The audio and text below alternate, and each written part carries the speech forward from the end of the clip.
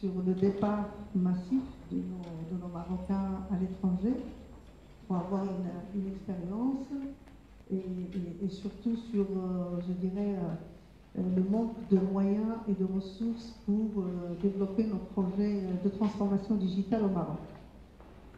Donc, il y a 2 ans, c'est vrai il y a quelques personnes qui m'ont dit que j'étais un peu alarmiste, mais finalement tout le monde maintenant dit la même chose, hein, partout. On dit qu'il manque de ressources informatiques, il y a beaucoup de départs à l'étranger. Et puis bien sûr, il fallait réfléchir à des solutions. Nous sommes une simple associative, donc nous sommes une fédération, donc nous sommes une association, nous ne sommes pas le gouvernement.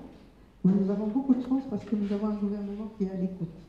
Et je pense que c'est la particularité de notre pays, on doit vraiment en être fiers.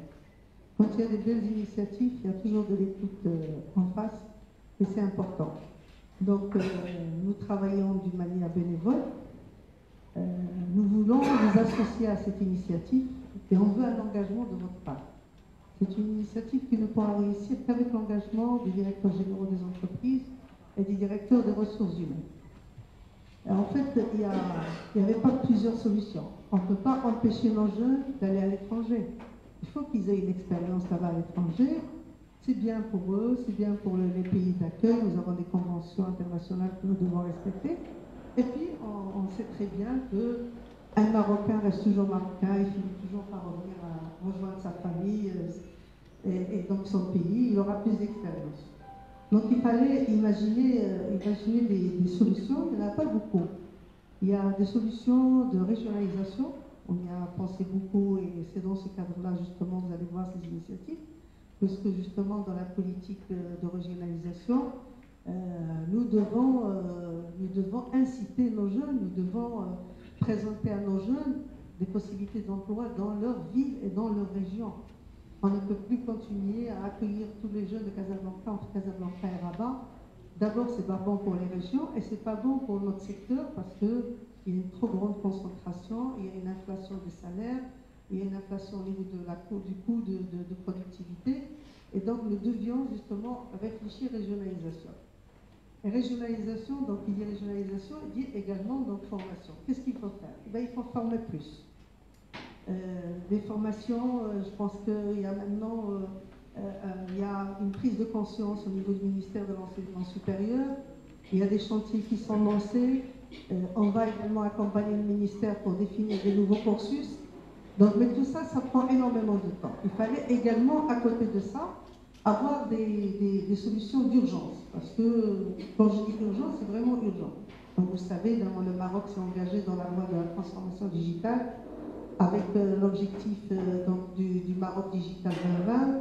Sa Majesté vient de nommer un nouveau directeur général au niveau de l'Agence de développement digital. Le chef de gouvernement, lors du conseil d'administration auquel j'étais présent, a insisté pour que dans 3 mois, la stratégie Maroc Digital doit être mise à jour avec des projets prioritaires et des choses, des mises en œuvre sur le terrain. Et qui dit projet de transformation digitale, dit ressources humaines. Et donc, l'urgence, elle est là. Et bien sûr, il y a une autre urgence, c'est répondre également à la demande de nos jeunes marocains qui ont fait des études supérieures dans des filières scientifiques qui sont très bien, qui sont excellents, etc. et qui malheureusement ont du mal à s'insérer sur le marché du travail. Vous avez vu malheureusement le résultat de la dernière étude HCP où le taux de chômage est très très important au niveau des diplômés entre 24 et 30 ans. Ça fait vraiment mal au cœur, nous sommes tous des Marocains. Il faut qu'on soit la main dans la main pour vraiment trouver une solution également donc, à cette jeunesse, justement pour leur trouver un emploi. Et bien sûr, dernier point, nous avons une politique sud-sud qui a été donc prônée par Sa Majesté et que donc toute l'économie va. Donc nous travaillons beaucoup avec les pays d'Afrique, nous avons beaucoup d'étudiants africains ici. Et avec l'ANAPEC, que je remercierai jamais assez, nous avons trouvé une solution qu'on va vous présenter tout à l'heure, également pour pouvoir faire bénéficier nos entreprises donc de cette manne d'ingénieurs informaticiens qui viennent d'autres pays d'Afrique. Nous sommes également africains, mais qui viennent d'autres pays d'Afrique. Et donc, en même temps, faire bénéficier nos entreprises et en même temps, faire bénéficier de ces jeux-là d'une expérience au Maroc, et bien sûr, ils finiront par retourner à leur pays également. Ils créeront de la richesse dans leur pays et également win-win avec notre pays. Donc on a imaginé plusieurs solutions. Donc aujourd'hui, on va vous présenter 2 solutions concrètes.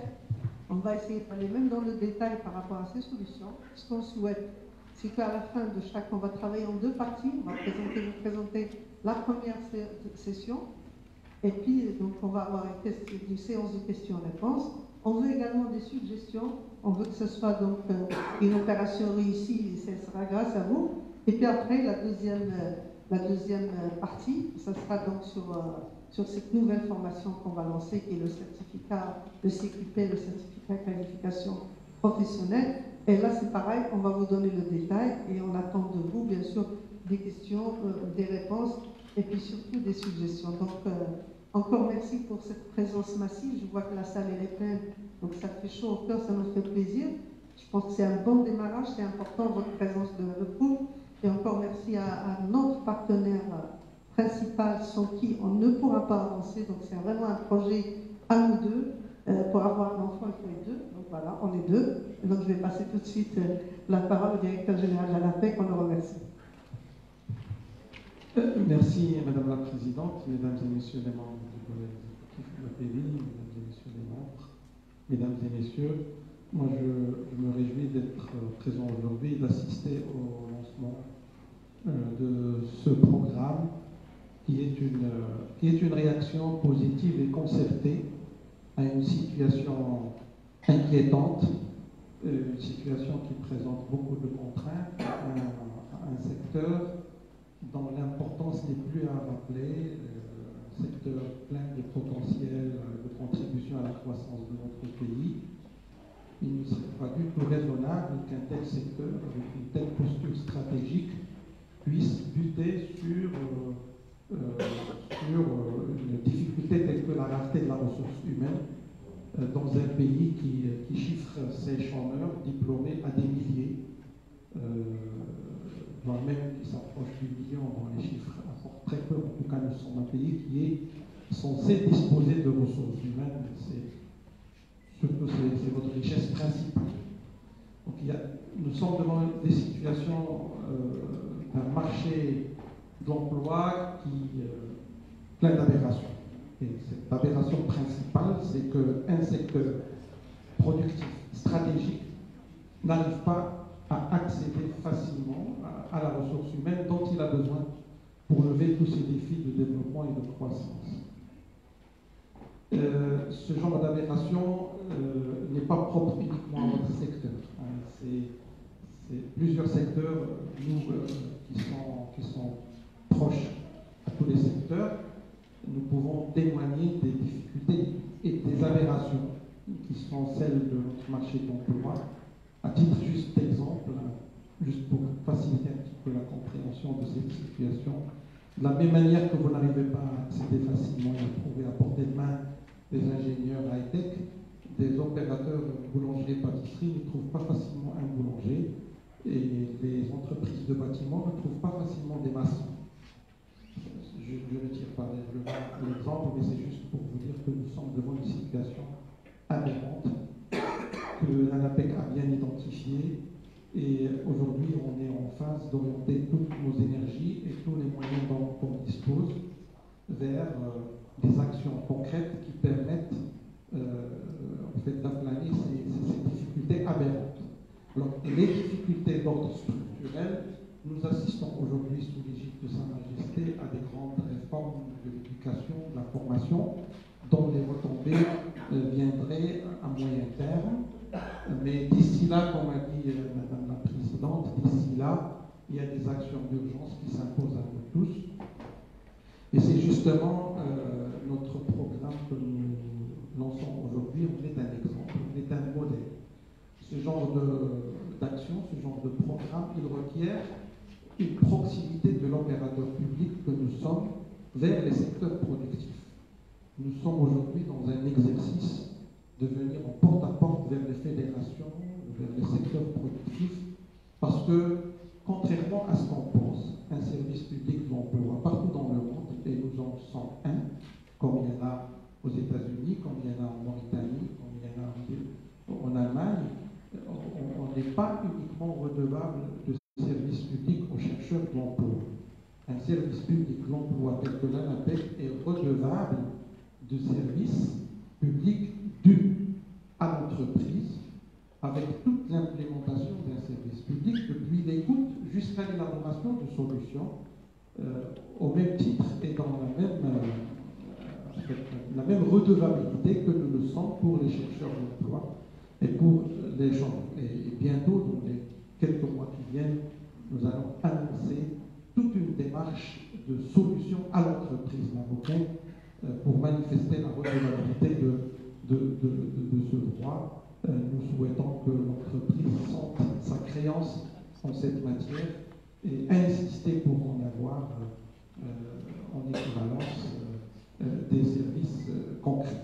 Donc, nous avons fait une lecture commune de la situation et nous avons rapidement, en toute convergence, imaginer l'action qu'il convient de mettre en œuvre, bien sûr en adéquation avec nos moyens. Et je tiens à vous confirmer que nous avons suffisamment de moyens pour agir de la sorte.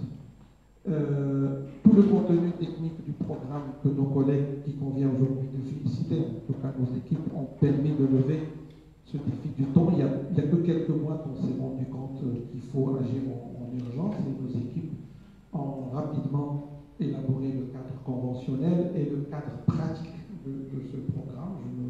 Je ne les devance pas, je leur laisse le temps de nous dévoiler le contenu technique. Donc ça va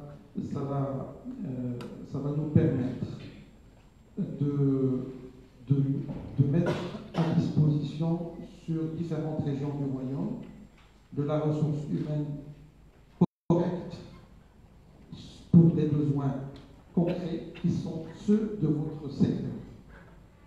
Des mesures devraient s'imposer de temps en temps et l'outil que nous avons développé, le programme que nous avons élaboré, il est d'une certaine agilité. Ça permet de faire des corrections chemin faisant. Il prétend être agile de manière à répondre. Je sais que votre domaine,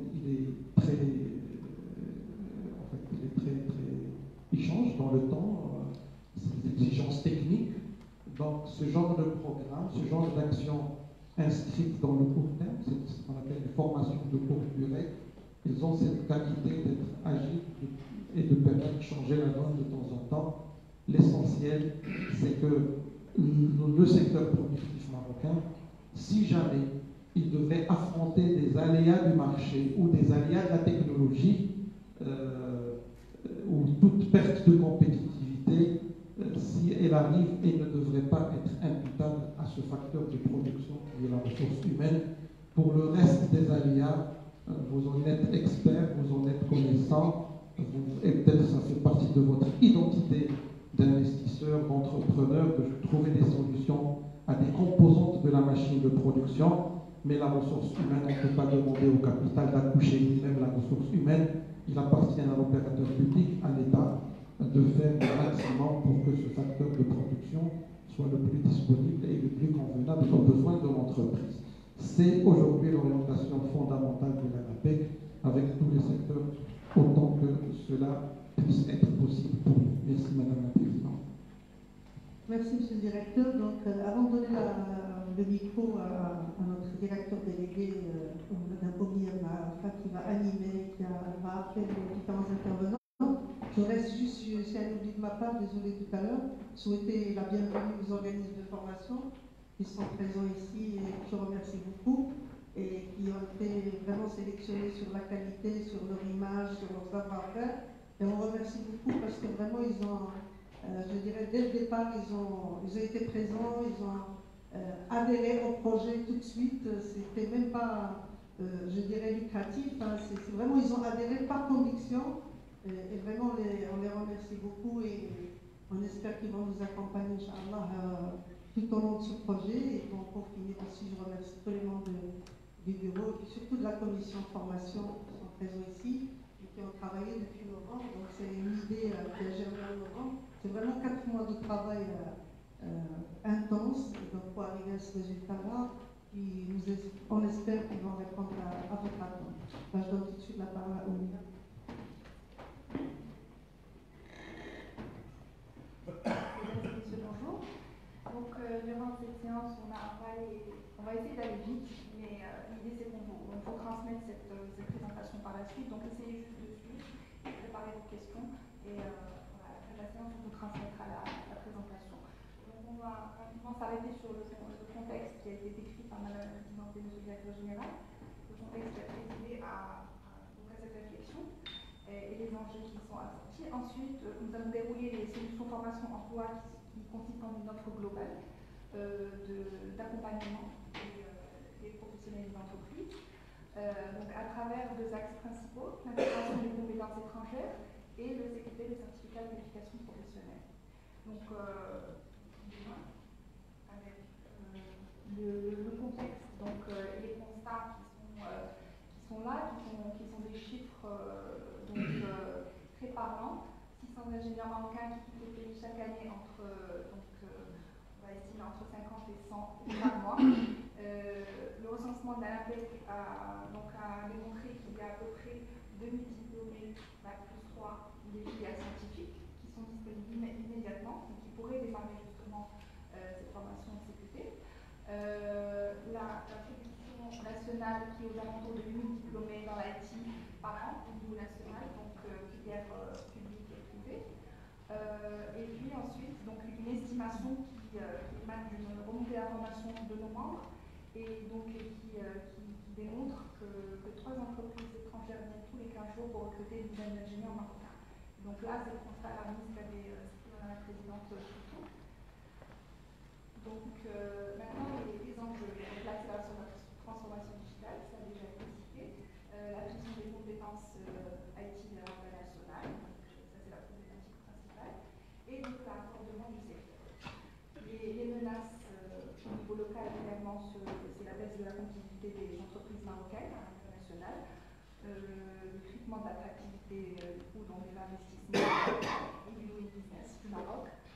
Et puis ensuite, la crédibilité du Maroc en tant que hub géostratégique d'innovation. Donc, sur les solutions, j'ai appelé Madame Salima Ben Salem pour présenter cette partie-là, l'intégration des compétences étrangères.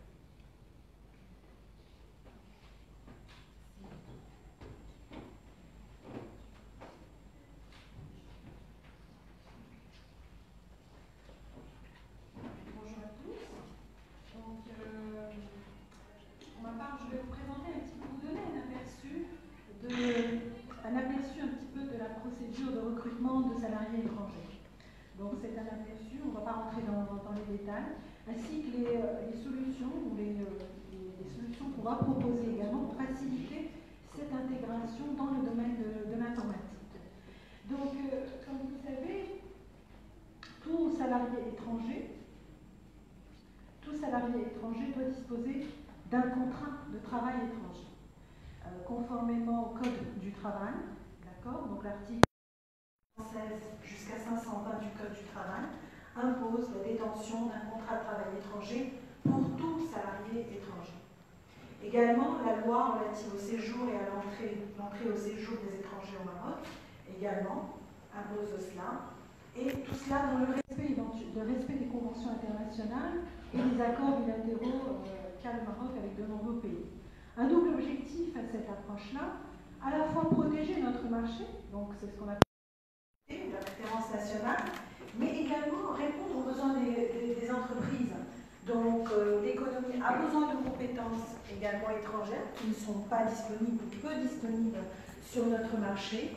Et cette approche favorise également l'introduction de nos étrangères sur le marché marocain. Alors, quelles sont les étapes d'obtention de ce contrat de travail étranger, de son visa? Alors, ça commence au niveau du ministère du Travail, sur une plateforme qu'on appelle la plateforme Tachir. Sur cette plateforme-là débute la formalité ou les formalités de demande de visa de contrat étranger. Donc, les entreprises sont invitées à se rendre sur ce portail-là, sur cette plateforme-là, introduire les éléments de la demande, choisir la catégorie, parce qu'il y a plusieurs catégories, donc choisir la catégorie de salariés, donc dans une liste déroulante qui se trouve sur la plateforme, valider ce contrat de travail étranger, l'éditer, ainsi que la liste des documents à fournir au ministère pour le visa de ce contrat-là. Parmi les éléments, en fonction de la catégorie à laquelle on s'adresse, il va vous être demandé une attestation d'activité de l'ANAPEC ou pas. Donc dans le cas où une attestation d'activité est demandée, je vous expliquerai par la suite la procédure à adopter. Alors, une fois que votre dossier est constitué, conformément aux étapes et aux indications données par le système, vous allez devoir le déposer une fois complété au niveau de l'annexe du ministère du Travail à Rabat, mais également au niveau des délégations régionales. Il est possible de déposer à Casa, Fès, Marrakech, Agadir, Tanger et également à Casablanca Finance City qui a un statut particulier pour les salariés de Casablanca Finance City, donc ils ont un statut particulier. Ils ont également un bureau qui permet de déposer les dossiers de demande de visa de contrat étranger.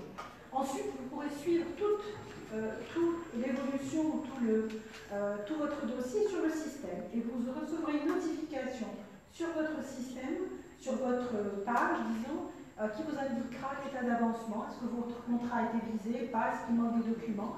Et une fois que votre contrat est visé, dans un délai de 10 jours, si tous les éléments sont fournis, si tous les documents ont été approuvés, validés par la délégation et par le ministère, vous recevrez une notification dans un délai de 10 jours vous indiquant que votre contrat visé est prêt.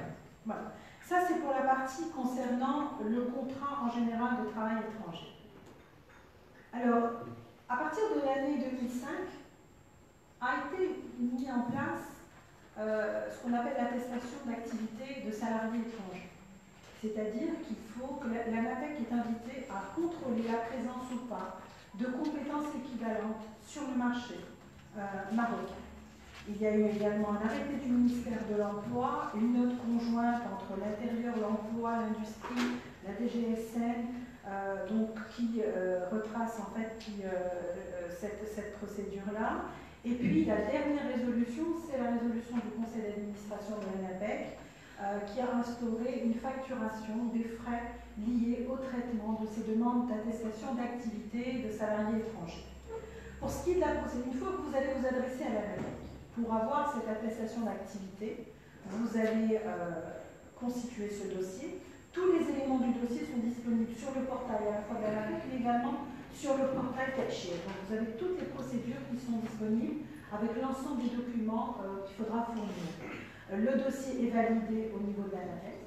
Ensuite, on procède, ça je vous parle de la procédure normale. On affiche l'offre d'emploi sur notre portail et dans les réseaux sociaux. On évalue les candidatures reçues et nous délivrons l'attestation en l'absence de candidats répondant au profil recherché par l'entreprise.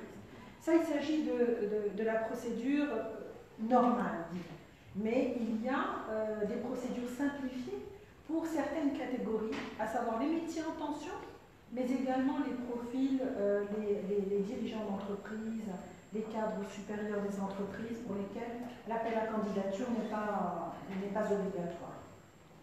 Voilà. Alors, en termes de facturation, on parle pour tout ce qui est demande d'attestation qui est soumise à l'appel à candidature, il s'agira, ce sera une facture de 5 000 dirhams, d'accord, qui comprend une attestation.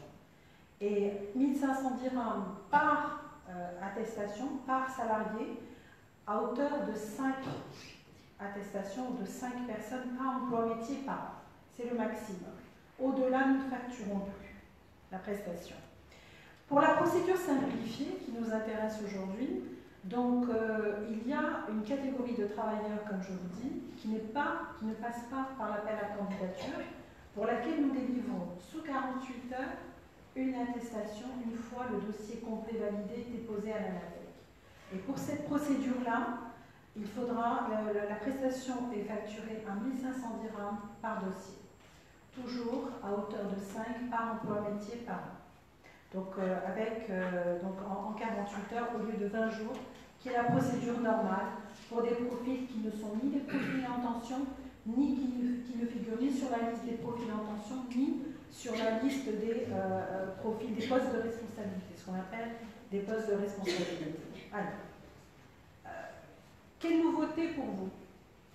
Alors, suite à nos réunions avec la FEBI, nous avons bien entendu le problème concernant les métiers de l'informatique qui sont aujourd'hui en tension. Et face à cela, nous avons proposé une simplification de la procédure par l'introduction des bacs +5 en informatique dans la liste des métiers en tension.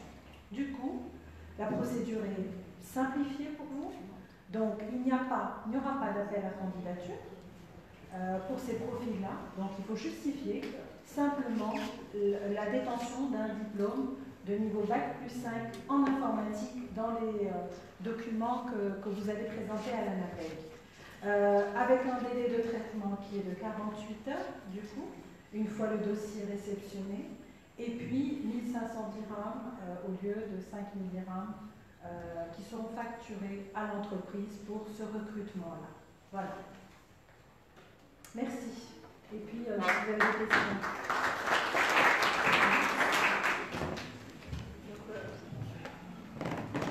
Très bien, donc nous passons aux questions.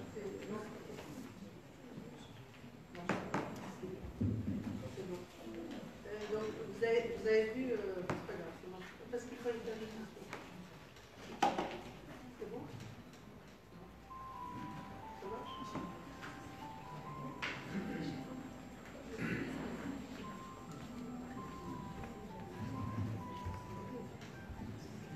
Merci. Donc, vous avez vu pour cette procédure, on remercie encore une fois l'ANAPEC qui ont été très sensibilisés et répondu favorablement rapidement.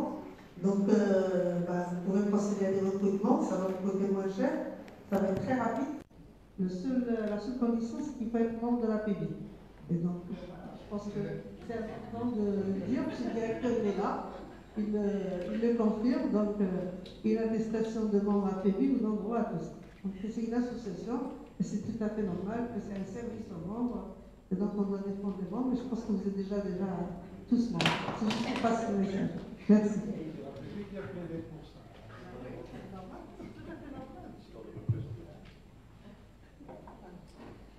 Donc, pour ceux qui ont des questions par rapport à ce sujet, donc nous invitons à poser des questions tout de suite, et ensuite on passe au sujet suivant.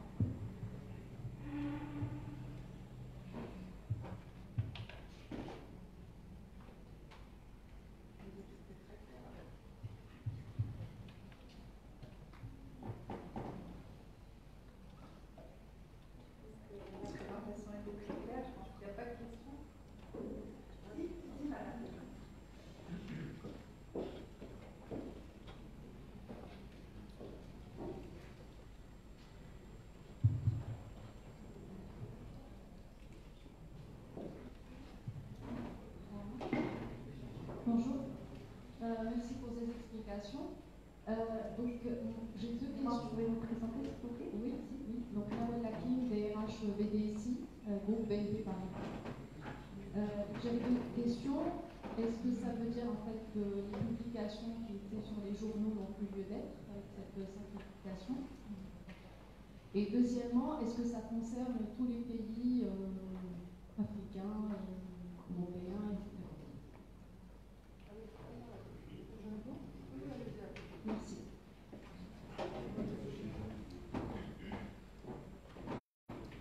Effectivement, donc il n'y a plus de publication. Donc avec cette procédure-là, pour les personnes qui détiennent un bac +5 en informatique et que vous souhaitez recruter, du coup nous passerons directement au traitement de la demande sans passer par l'appel à candidature. Voilà. Deuxième question concernant c'est pour toutes les nationalités. Donc on parle d'étrangers. Voilà, donc toute compétence étrangère dans ce domaine-là, disposant d'un bac +5 en informatique, avec ou sans expérience, peut être recrutée si votre entreprise a besoin de cette compétence-là. C'est une simplification que nous avons apportée à la procédure. Voilà.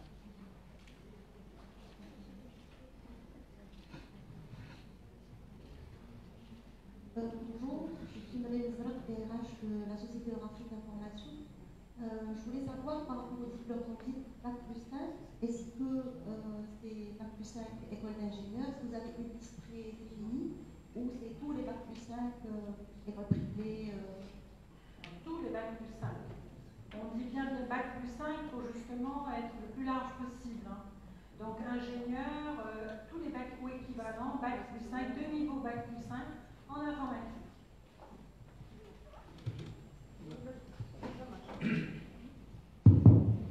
Bon, alors, c'est une mesure en fait, d'évolution de nos procédures pour qu'un secteur aussi important que le vôtre ne soit pas, en fait, ne bute pas sur ces difficultés d'accès à son facteur de production essentiel qui est l'être humain. Enfin, on est d'accord. Maintenant, la simplification n'est pas un objectif en soi, cette ouverture n'est pas un objectif en soi, mais il doit répondre à un besoin réel. Alors, Bac plus 5, ça peut signifier quelque chose dans un pays comme ça peut signifier quelque chose ailleurs. Donc finalement, c'est pour répondre à vos besoins, à votre besoin. Si vous n'en avez, en fait, ce besoin peut être satisfait sur le marché national, ça va de soi que le recours à cette simplification n'ait plus de sens. Donc, alors, pour cette question de nationalité, etc., bien sûr, nationalité ayant droit d'accès à notre pays. C'est comme les règles d'ouverture de notre pays, ni plus ni moins. Donc, je tenais à souligner ça. Donc, maintenant, on ne dit pas Bac plus 5, école d'ingénieur, etc., sinon on serait restrictif. Mais c'est une solution, comme j'ai dit tout à l'heure, c'est une solution concertée avec votre corporation, avec votre corps professionnel. Donc si demain, nous, dans notre pratique quotidienne, on se rend compte qu'il y a, je ne dirais pas l'abus, les gens ne sont pas là pour chercher à abuser de quoi que ce soit, bien sûr, on va revenir pour dire que les usages, c'est ce que j'ai dit tout à l'heure, ce sont des procédures concertées et agiles, c'est-à-dire qu'elles peuvent changer dans le sens de l'ouverture, comme elles peuvent changer dans le sens de recul. Je m'excuse du terme, mais on a tous cette préoccupation de servir votre secteur par la ressource humaine la plus proche de vous. C'est celle qui est sur le marché national et c'est ce qui explique peut-être votre initiative même d'investissement. Vous avez investi au Maroc parce que vous avez supposé qu'il y a la ressource qu'il faut au Maroc. Donc c'est plutôt le sens et le cœur de l'idée que le formalisme procédural lui-même, parce que tout ça, ça rentre dans des compétences de l'ANAPEC. On n'est pas allé à une autre couche de règles et de normes qui dépassent les capacités normatives et réglementaires qui sont les nôtres en tant que fonctionnaire, en tant que responsable de cette agence. Donc on est bien d'accord sur le sens de la chose plutôt que sur son formalisme. Je rajouterais juste, tout à fait, c'est dans les procédures de l'ANAPEC, mais ce qui est important à reconnaître, la nouveauté de l'information d'aujourd'hui, c'est que le métier de l'informatique maintenant est reconnu comme un métier rare, ressources rares. Et donc, qui dit ressources rares, dit adapter les procédures et utiliser les process de ressources rares qui maintenant deviennent ressources rares. Si, Inch'Allah, dans 3 à 4 ans, on a assez d'ingénieurs informatiques au Maroc formés, bien sûr, ça n'aura, je veux dire, il n'aura plus ce statut de ressources rares. À titre d'exemple, j'ai été personnellement il n'y a pas longtemps au Cameroun, donc j'ai rencontré la directrice de l'équivalent de l'ANAPEC, d'ailleurs, qui travaille beaucoup avec l'ANAPEC marocaine. Et à ma demande, enfin, j'ai fait une présentation dans une salle comme ça, il y avait à peu près 200 jeunes, donc pour vendre le potentiel marocain, le besoin en ressources au Maroc. Et la semaine d'après, là, on a reçu 50 CV de l'équivalent de l'ANAPEC. Ils ont sélectionné pour nous des CV, et actuellement, on a 50 CV qu'on pourra mettre à la disposition de nos membres, justement d'ingénieurs informaticiens formés au Cameroun. Ils ont une très bonne formation et qui ont vraiment envie de venir faire une première expérience au Maroc. Voilà, donc c'est des exemples réels, c'est des choses concrètes qui sont à votre disposition. Merci.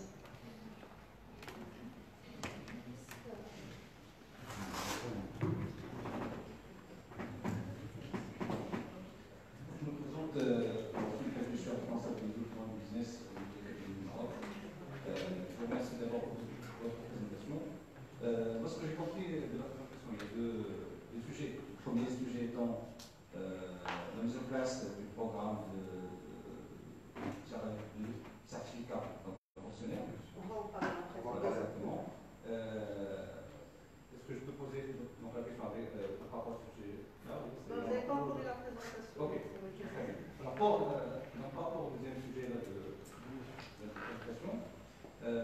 parlait d'un quota de 5 profils par an, sachant que aujourd'hui, c'est une entreprise comme la mienne qui recrute entre 800 et 1000 par an. D'accord. Donc, comment on peut répondre à ce besoin? Il ne s'agit pas d'un quota, monsieur. Il s'agit juste du problème de facturation.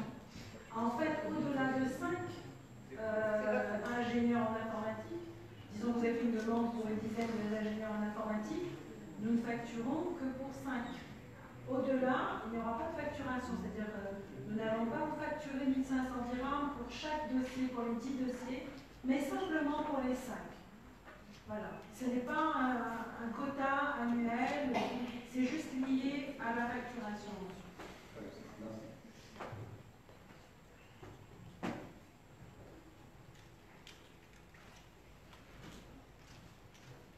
Est-ce qu'il y a un site où on peut justement faire des demandes téléphoniquement?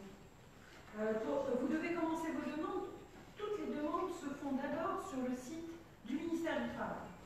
Pour faire un contrat étranger, il faut commencer déjà par là. Nous, ensuite, il faut faire la demande chez nous. On n'a pas encore un portail de demande. On est en train d'y travailler pour faire des demandes d'attestation d'activité de salariés étrangers. Mais la procédure, pourquoi j'ai commencé par la présentation du processus ministériel? Parce que ça commence là.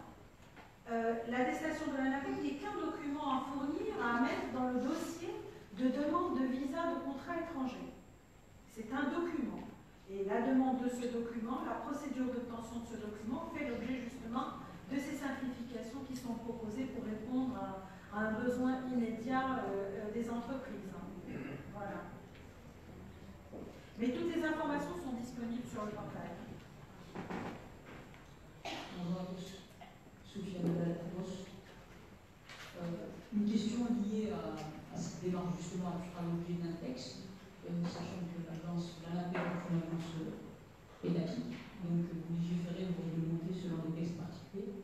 Est-ce que ça fera l'objet d'un texte, d'une circulaire, d'une recommandation particulière?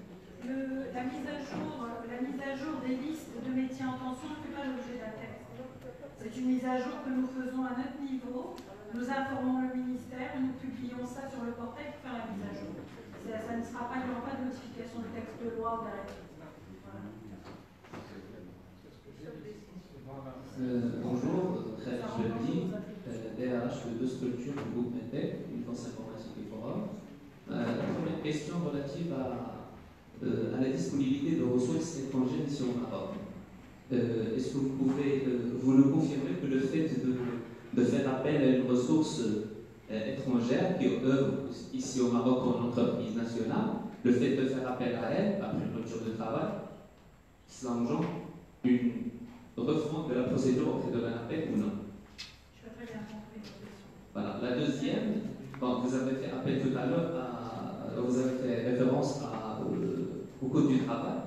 Et je sais qu'aujourd'hui, la rupture de la relation de travail avec une ressource étrangère a fait couler beaucoup d'encre sur l'interprétation d'un CDD, d'un CDI, etc. Est-ce que c'est à vous qu'on doit poser ce genre de questions? C'est au ministère? Non, c'est au ministère.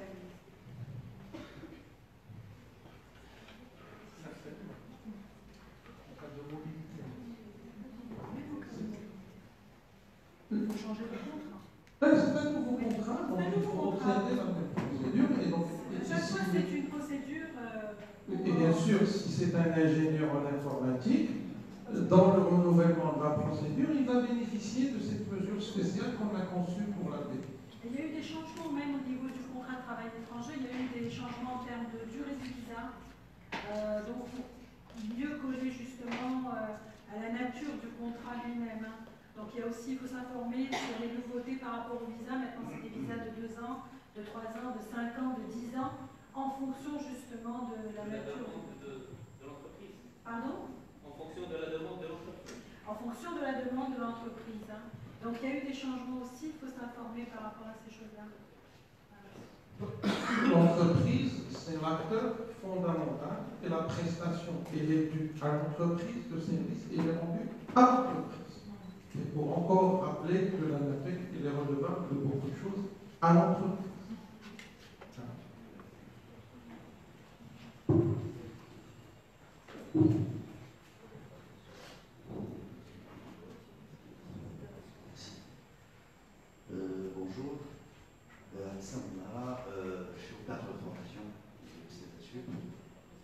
aussi vice-président de la Fédération marocaine de la formation professionnelle. Ma question ici, peut-être une suggestion pour gagner du temps par rapport au process du ministère du Travail et ensuite le process à l'APEC. Y a-t-il possibilité d'intégrer des lauréats de chez nous, Bac+5, qui sont étrangers, sous le système du contrat d'insertion professionnelle, le fameux 24 mois qui permettrait éventuellement de gagner du temps en parallèle pour mettre le process en marche? Non. En fait, vous avez dit, vous parlez des étudiants qui pourraient bénéficier d'un contrat d'insertion. Qui sont lauréats chez nous, et le temps de le mettre en place. Étudiants étrangers. Oui, malheureusement non. Malheureusement non. Il faut toujours passer par le contrat de travail étranger pour cette catégorie-là. Mais ça se fait, comme je dis, facilement. Hein. C'est pas très long comme procédure. Hein. Il faut juste avoir les bons documents, les déposer au bon endroit, et puis c'est 48 heures, réellement 48 heures. Le contrat insertion, qui est connu sous l'appellation contrat ANAPEC, mais l'ANAPEC n'a de contrat qu'avec ses équipes, elle n'a de contrat avec personne. Et mes collègues n'ont pas de contrat d'insertion, c'est des cadres. À part leur directeur général qui a un petit contrat avec l'État. Les autres, ils ont des contrats définitifs avec l'État. C'est des contrats pour faciliter l'intégration à une ressource qui n'est pas à maturité immédiate et pour laquelle on a besoin d'un petit délai, le temps que l'entreprise en soit convaincue et le temps qu'elle arrive à une maturité pour une inclusion professionnelle définitive. Ce n'est pas une forme de contrat de travail. Ça, on aimerait bien l'expliquer aux entreprises pour qu'ils sachent que le contrat insertion, c'est une facilité, c'est une exonération des charges sociales et des charges fiscales de revenus, justement pour encourager l'entreprise à intégrer des jeunes qui ont encore besoin d'une finalisation de leur profil, d'une amélioration de leur profil pour qu'ils puissent intégrer. Donc ce n'est pas le cas. Ce n'est pas ce profil qui est sous tension. Le profil sous tension et dont votre secteur a besoin, c'est ce niveau d'encadrement qui est censé être déjà au stade de maturité et être en fait, productif à un niveau d'encadrement soutenu. Sinon, s'il y a besoin que de jeunes qu'il faut intégrer progressivement, il y en a beaucoup. Et puis notre programme que nous allons présenter tout de suite, il va nous donner des centaines, voire même des milliers sur le marché et qui auraient besoin. Les lauréats de notre programme conjoint, vous aurez intérêt, ça c'est une autre garantie que nous vous accordons, vous les utiliserez par le biais du contrat pour que vous ayez suffisamment de temps d'être convaincus de leur aptitude, de leur mérite d'intégrer vos structures. Donc ça va ensemble. Sinon, sur cette tranche pour laquelle on a aujourd'hui une mesure allégée, une procédure spéciale, c'est plutôt pour ces profils confirmés dont vous avez besoin et qui commencent à devenir rares et qui sont sous tension, comme l'a dit Salima, je ne comprends pas d'où vient ce terme, en fait, ils sont rares. Sous tension. Tension, ça veut dire, bon, en tout cas, ils sont en pénurie. Pour cela, c'est des profils confirmés. On ne va pas utiliser. Alors, une autre nuance par rapport aux étrangers, les migrants subsahariens, syriens, yéménites ou de n'importe quel pays, qui ont été en situation de migration illégale et qui ont bénéficié des avantages prônés par la stratégie nationale, la SNIA, la stratégie nationale de l'immigration et de l'asile, et qui ont été régularisés, ils sont assimilés à des ressortissants marocains. C'est-à-dire qu'ils peuvent bénéficier. Ils ont un contrat de travail étranger, ils peuvent bénéficier aussi de certaines mesures, et ils n'ont pas besoin de l'attestation en APEC. Donc la demande se fait uniquement au niveau du ministère. Ça fait partie d'ailleurs des catégories que vous aurez à choisir sur le système. Donc si vous trouvez des migrants qui étaient en situation illégale et qui ont été régularisés, ils sont riche. Alors, on aurait peut-être dit tout sur cette question. Oui. Je pense qu'on va passer au deuxième sujet, la séance close. Pour rappel, avec la présentation, nous avons répondu de Madame Salem, beaucoup d'échanges, en particulier sur cette question-là.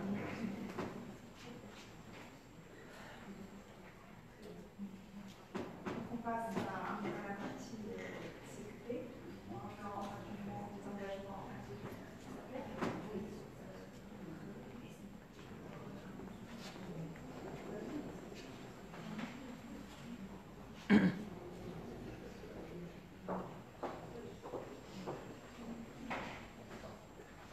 Je donne la parole à Madame Beau, qui est la membre de la commission formation emploi au sein de la PMI, qui va présenter les engagements à la PMI. Bonjour à tous. Et bien donc, cette superbe réussite et ce lancement est dû à un travail d'équipe, comme vient de le présenter notre présidente et le directeur général. Et effectivement, c'est cette alliance stratégique qui a permis de mettre en place un parcours dont on va parler. Là, vous voyez rapidement l'alliance et les engagements de chacun. D'une part, je l'ai fait tout à l'heure, Inde nous parlait de la procédure ANAPEC, mais déjà, l'ANAPEC s'occupe du sourcing et de la sélection des candidats. Elle permettra aussi, et c'est le nerf de la guerre, le financement des actions de formation. À 3 niveaux. D'une part, s'il y avait besoin par la suite de la formation de pré-embauche des formateurs, la formation de reconversion, puisque c'est comme ça qu'on l'appelle, des futurs développeurs, et enfin, dans le cas de la formation continue, la formation des tuteurs.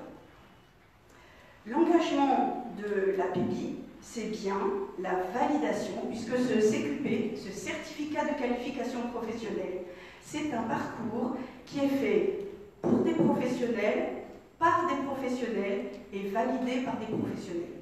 C'est bien une démarche pour répondre à des métiers sous tension. Donc, validation des programmes, formateurs, tuteurs, stagiaires. Certification des centres de formation, puisque la clé, c'est on se repose sur nos partenaires clés qui sont les centres de formation. Et donc la PEPI va pouvoir valider la compétence de ces centres de formation. Ensuite, la validation finale qui va être le certificat de qualification professionnelle. Alors, le CQP, développeur en nouvelles technologies, eh bien, c'est un certificat élaboré par des professionnels, pour des professionnels, validé par des professionnels. Vous allez l'entendre au moins 3 ou 4 fois, puisque c'est stratégique pour nous, pour la PEPI, de pouvoir être un soutien et un garant du parcours de ces formations et de la compétence acquise.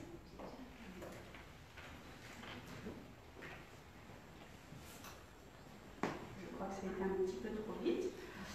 Alors, le CQP, pourquoi? Effectivement, c'est permettre aux fédérations professionnelles, donc à la nôtre en particulier, à notre écosystème, de pouvoir répondre à des métiers sous tension par des parcours de formation qui permettent d'apporter une réponse immédiate aux besoins identifiés au sein des entreprises.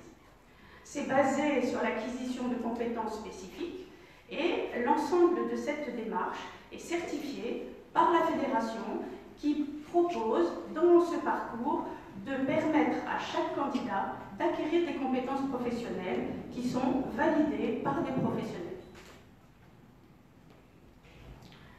Alors, un dispositif et une implantation. D'abord, on a pu voir que ces CQP, ce sont des parcours de courte durée. Et pourquoi? Pour notamment permettre à des jeunes qui sont demandeurs d'emploi de pouvoir intégrer, et notamment des jeunes Bac+3 qui ont pu acquérir une filière, qui ont pu intégrer une filière scientifique et qui aujourd'hui n'ont pas de débouchés, de pouvoir accéder à des parcours qui sont directement intéressants pour intégrer notre secteur d'activité. La formation, une une courte durée, puisque ça sera 9 mois en alternance, avec 6 mois en formation et 3 mois en entreprise. Sachant que ce sont des formations en alternance, donc nous aurons un cursus avec un tronc commun au début, intensif, puis des alternances, entreprises, centres de formation, en aller-retour jusqu'à la fin du parcours. Des régions, comme l'a dit notre présidente tout à l'heure, c'est important de s'appuyer sur la régionalisation et notamment de pouvoir démarrer cette opération en même temps dans 5 régions que vous voyez affichées ici et qui vont permettre à l'ensemble de ces régions d'avoir accès, aux jeunes de ces régions, d'avoir accès à des ouvertures en termes d'emploi. Donc, un processus de partenariat, notamment que je vais laisser commenter par Ine.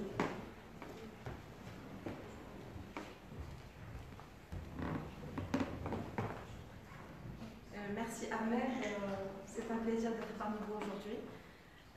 Donc en fait, le CQP, comme il a été lancé par la PEBI et développé avec la NAPEC, vise à apporter une solution agile, comme l'a bien souligné M. le directeur général, une solution agile qui va permettre aux professionnels de répondre aux problématiques de pénurie des compétences, mais également d'offrir une opportunité d'insertion professionnelle aux jeunes diplômés.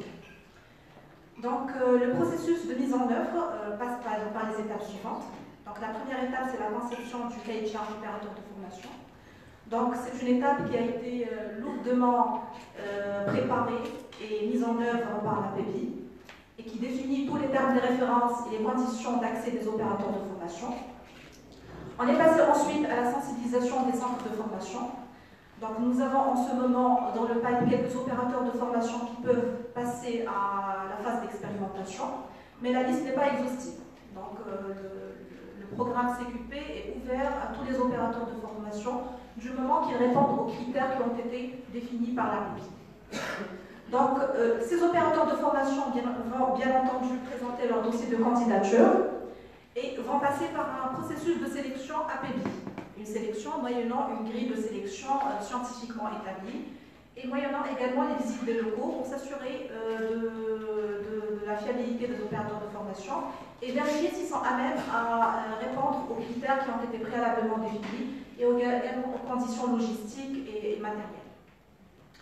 Donc on a déjà lancé l'appel à inscription des candidats.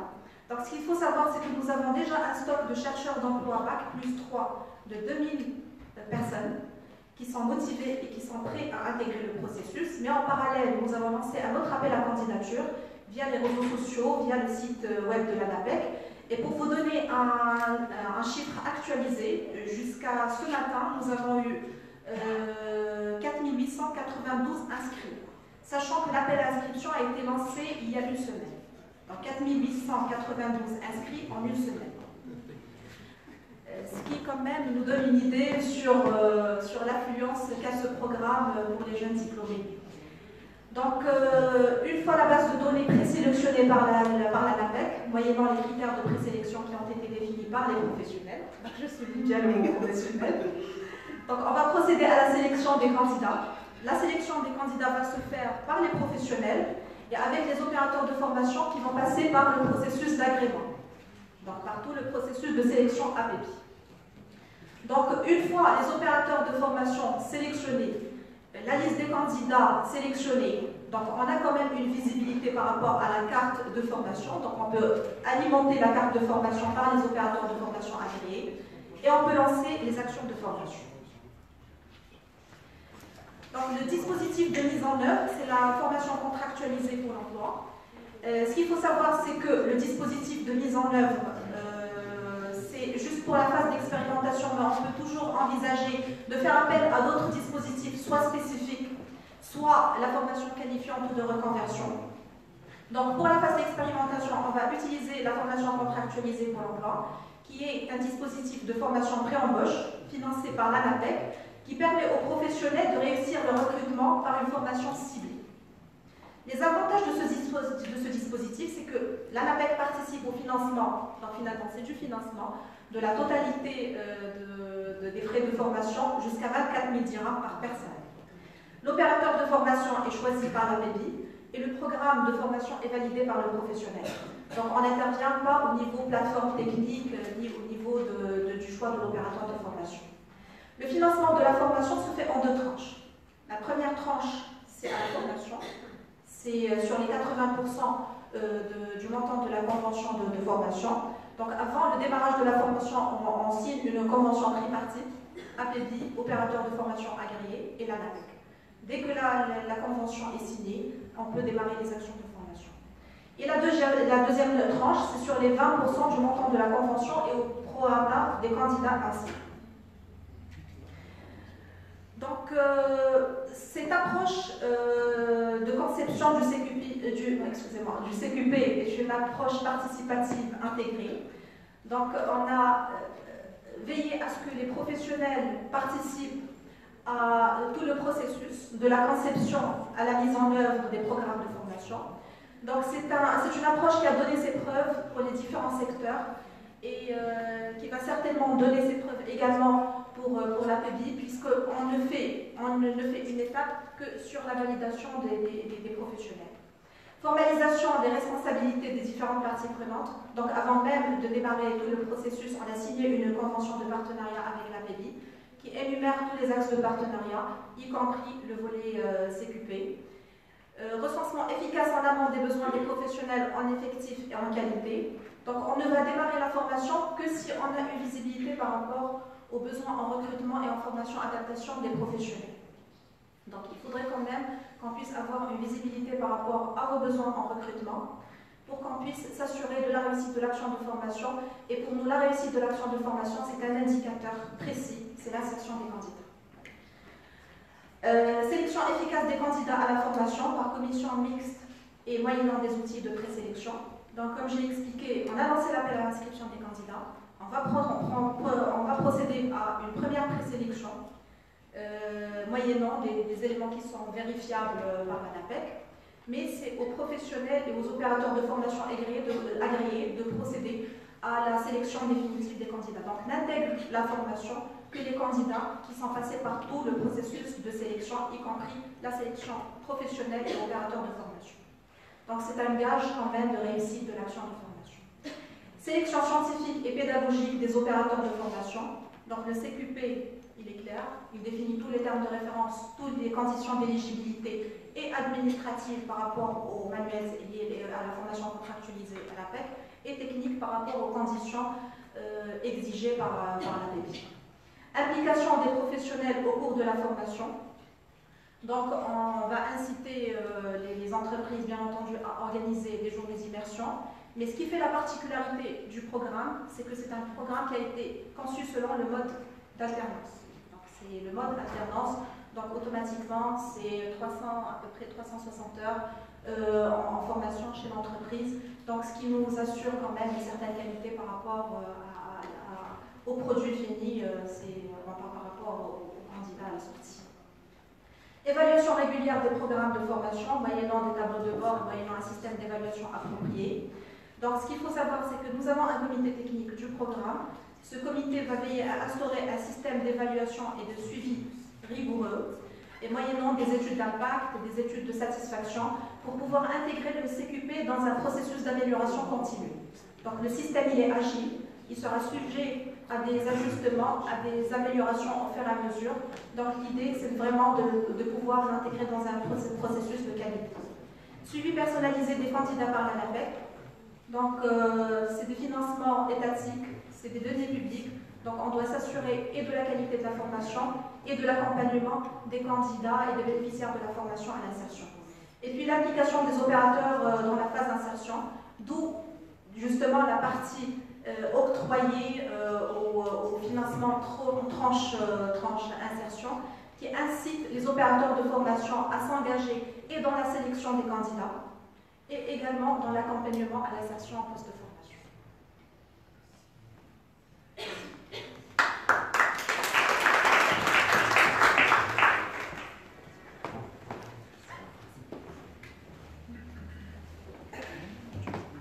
C'est la parole à Maxime Belacher, membre du bureau de la PEVI, je suis professionnelle, pour commenter le cursus de formation. Donc,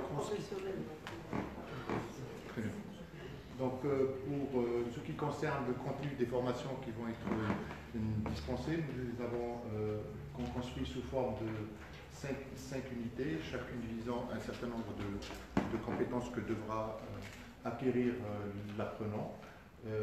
L'objectif étant que nous puissions répondre à des exigences métiers que nous souhaitons au niveau des compétences des futurs lauréats, donc des futurs apprenants que nous aurons à insérer dans nos entreprises. Alors, le contenu de ces unités vont adresser des besoins tels que des besoins technologiques, tels que le Java, .NET, la sécurité, et j'en passe. Donc, nous avons élaboré, donc on ne donne pas le détail ici, nous avons élaboré une déclinaison de ces contenus par compétences technologiques en nous appuyant sur un certain nombre de professionnels membres de la PEBI pour fournir le contenu des objectifs souhaités.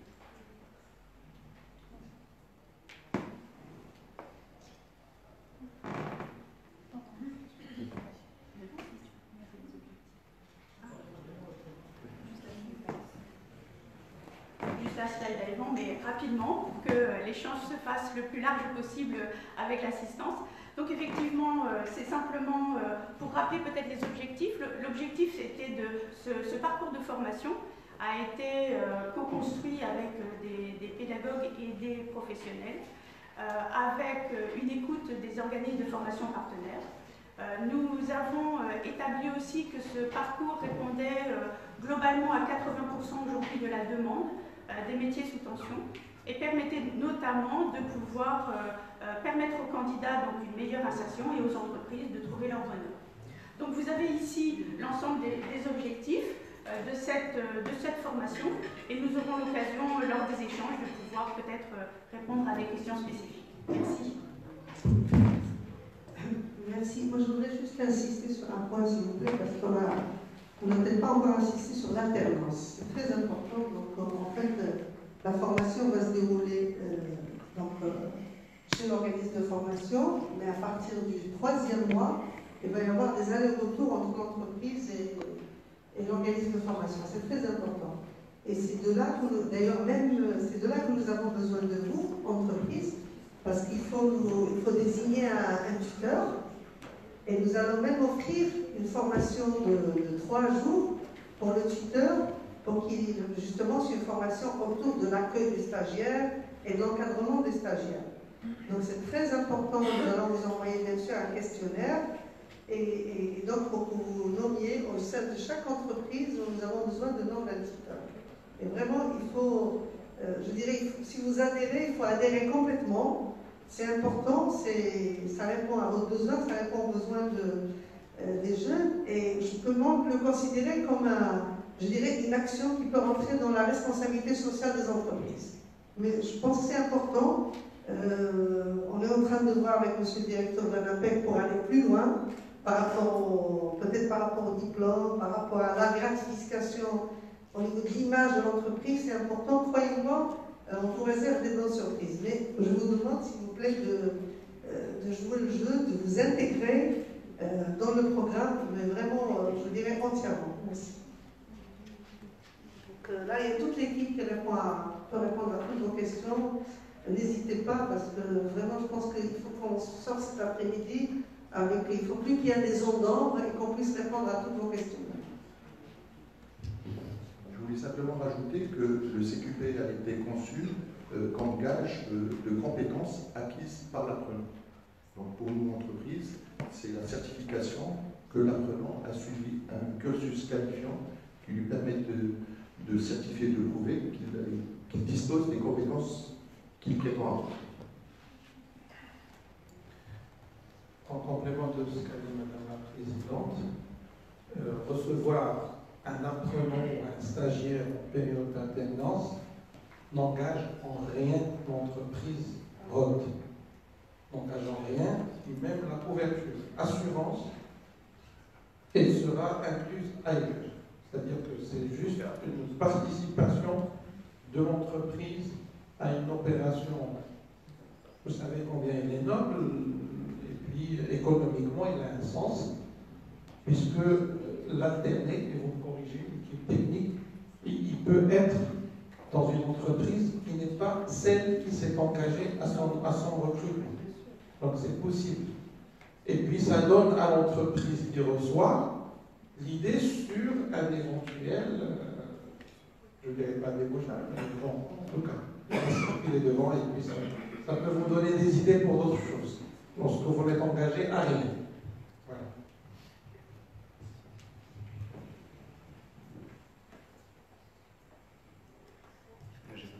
Bonjour, moi c'est Kael Skate, je suis professeur chercheur à l'Université internationale de Rabat.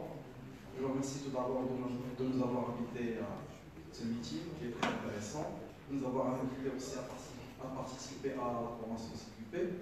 Donc, puisque je représente l'UIR premier temps en centre de formation, j'aimerais tout d'abord poser une question sur le dossier de candidature. Vous avez dit tout à l'heure que pour adhérer au programme, il faut un dossier de candidature. Donc, j'aimerais savoir, est-ce qu'il est intenté, c'est quelque chose qu'on doit remplir par nous-mêmes, ou vous allez nous envoyer un template où nous allons remplir.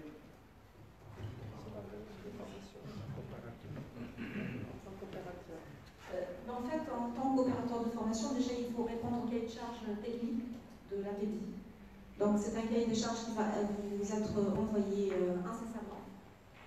Et c'est un cahier de charge qui énumère tous les aspects techniques et logistiques qui doivent être disponibles. En plus de tout ce qui est procédure administrative à l'AMEC. Donc la procédure administrative à l'AMEC, ce qu'il faut savoir, c'est que pour le dossier d'engagement, il va être présenté une seule fois. Donc une seule fois pour un seul dossier, et il sera valable toute l'année. Donc c'est une flexibilité de plus qui est accordée au programme, pour que vous puissiez au moins vous décharger de toute la paperasse administrative pour les actions récurrentes. Donc voilà. Et pour la partie administrative à l'APEC, c'est une fiche de candidature, c'est les statuts, c'est l'attestation d'assurance. Donc c'est une grille, c'est une checklist que nous pouvons vous mettre à votre disposition pour que vous puissiez déposer votre dossier administratif le plus rapidement possible. En complément du dossier technique.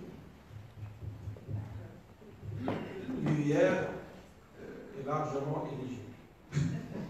Comme tout autre organisme officiel de formation, sont largement éligibles. Oui, donc suite à la certification, à l'acceptation du centre de formation, nous aurons aussi à certifier les formateurs qui seront proposés pour dispenser ces formations. Et donc ça sera fait aussi par un comité technique au bout. Je rappelle par ailleurs que nous invitons les organismes de formation qui souhaitent rentrer dans ce dispositif d'être membres associés de l'APEDI.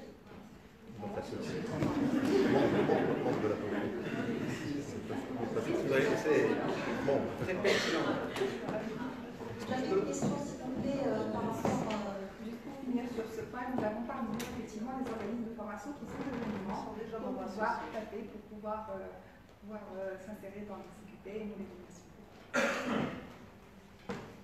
Alors, je voulais tout d'abord remercier pour cette initiative, mais pour pratiquement et concrètement aujourd'hui, je peux vous dire plein d'autres entreprises dans l'Afrique en formation s'engagent dès aujourd'hui à tester ce projet.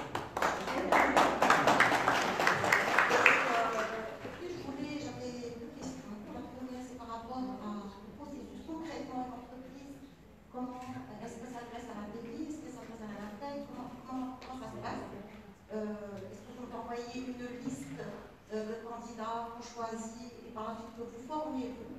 Ça, c'est une première question.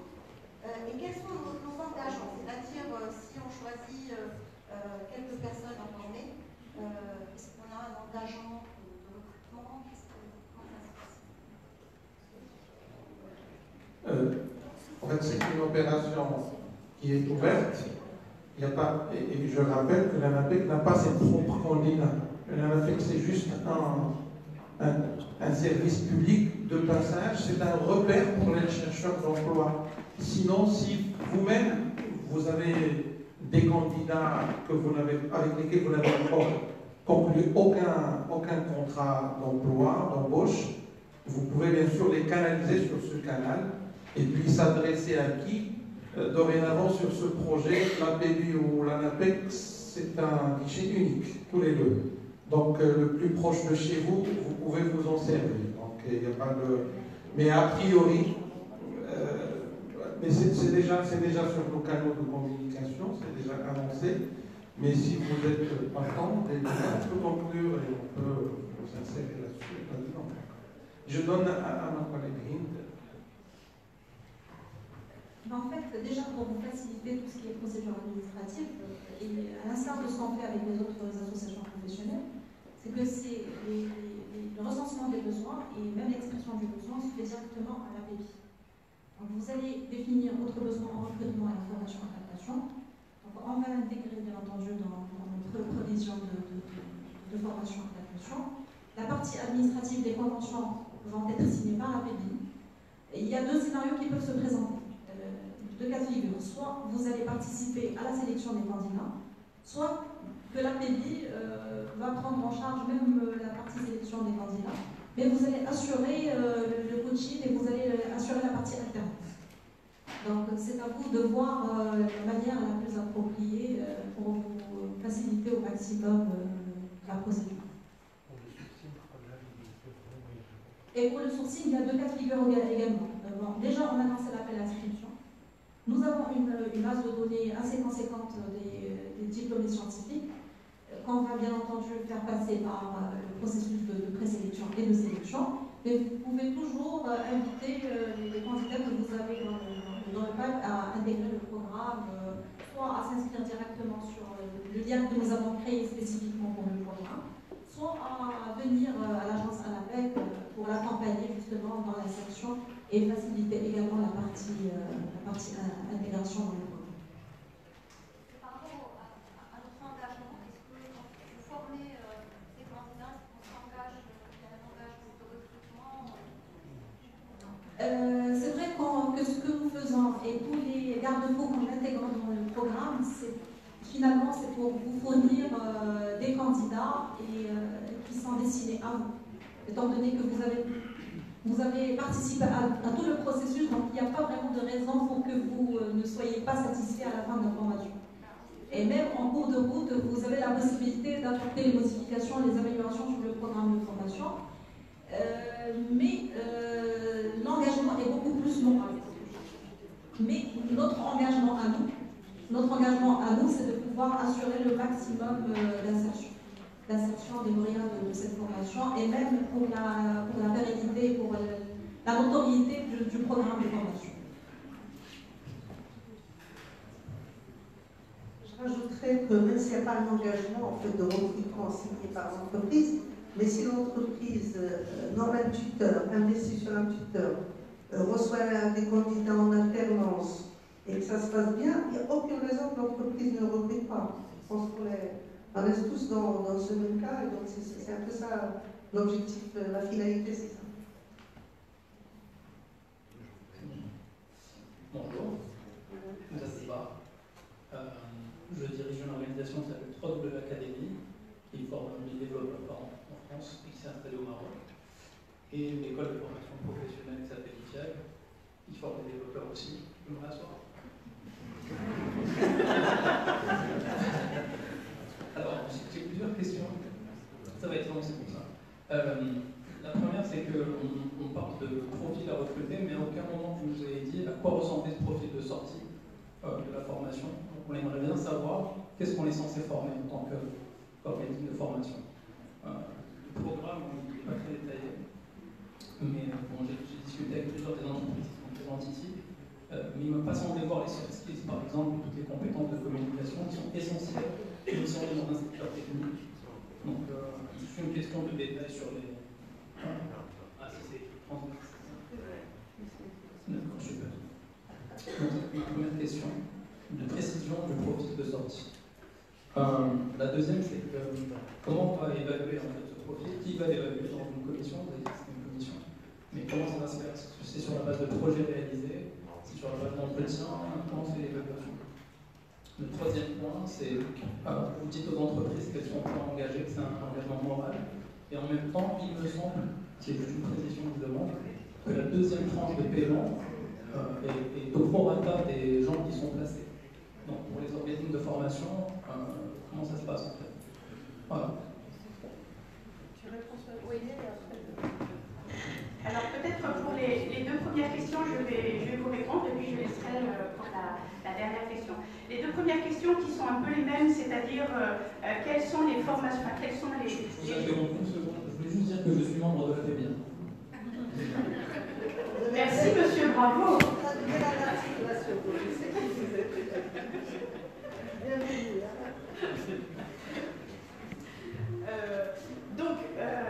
Oui, pour répondre aux deux premières questions qui sont finalement un petit peu les mêmes, c'est-à-dire les contenus de formation permettent d'acquérir quel type de compétences et pour faire quoi, ou quel type de candidat pour quel métier, c'est effectivement dans l'intitulé même du CQP, qui s'appelle développeur en nouvelles technologies.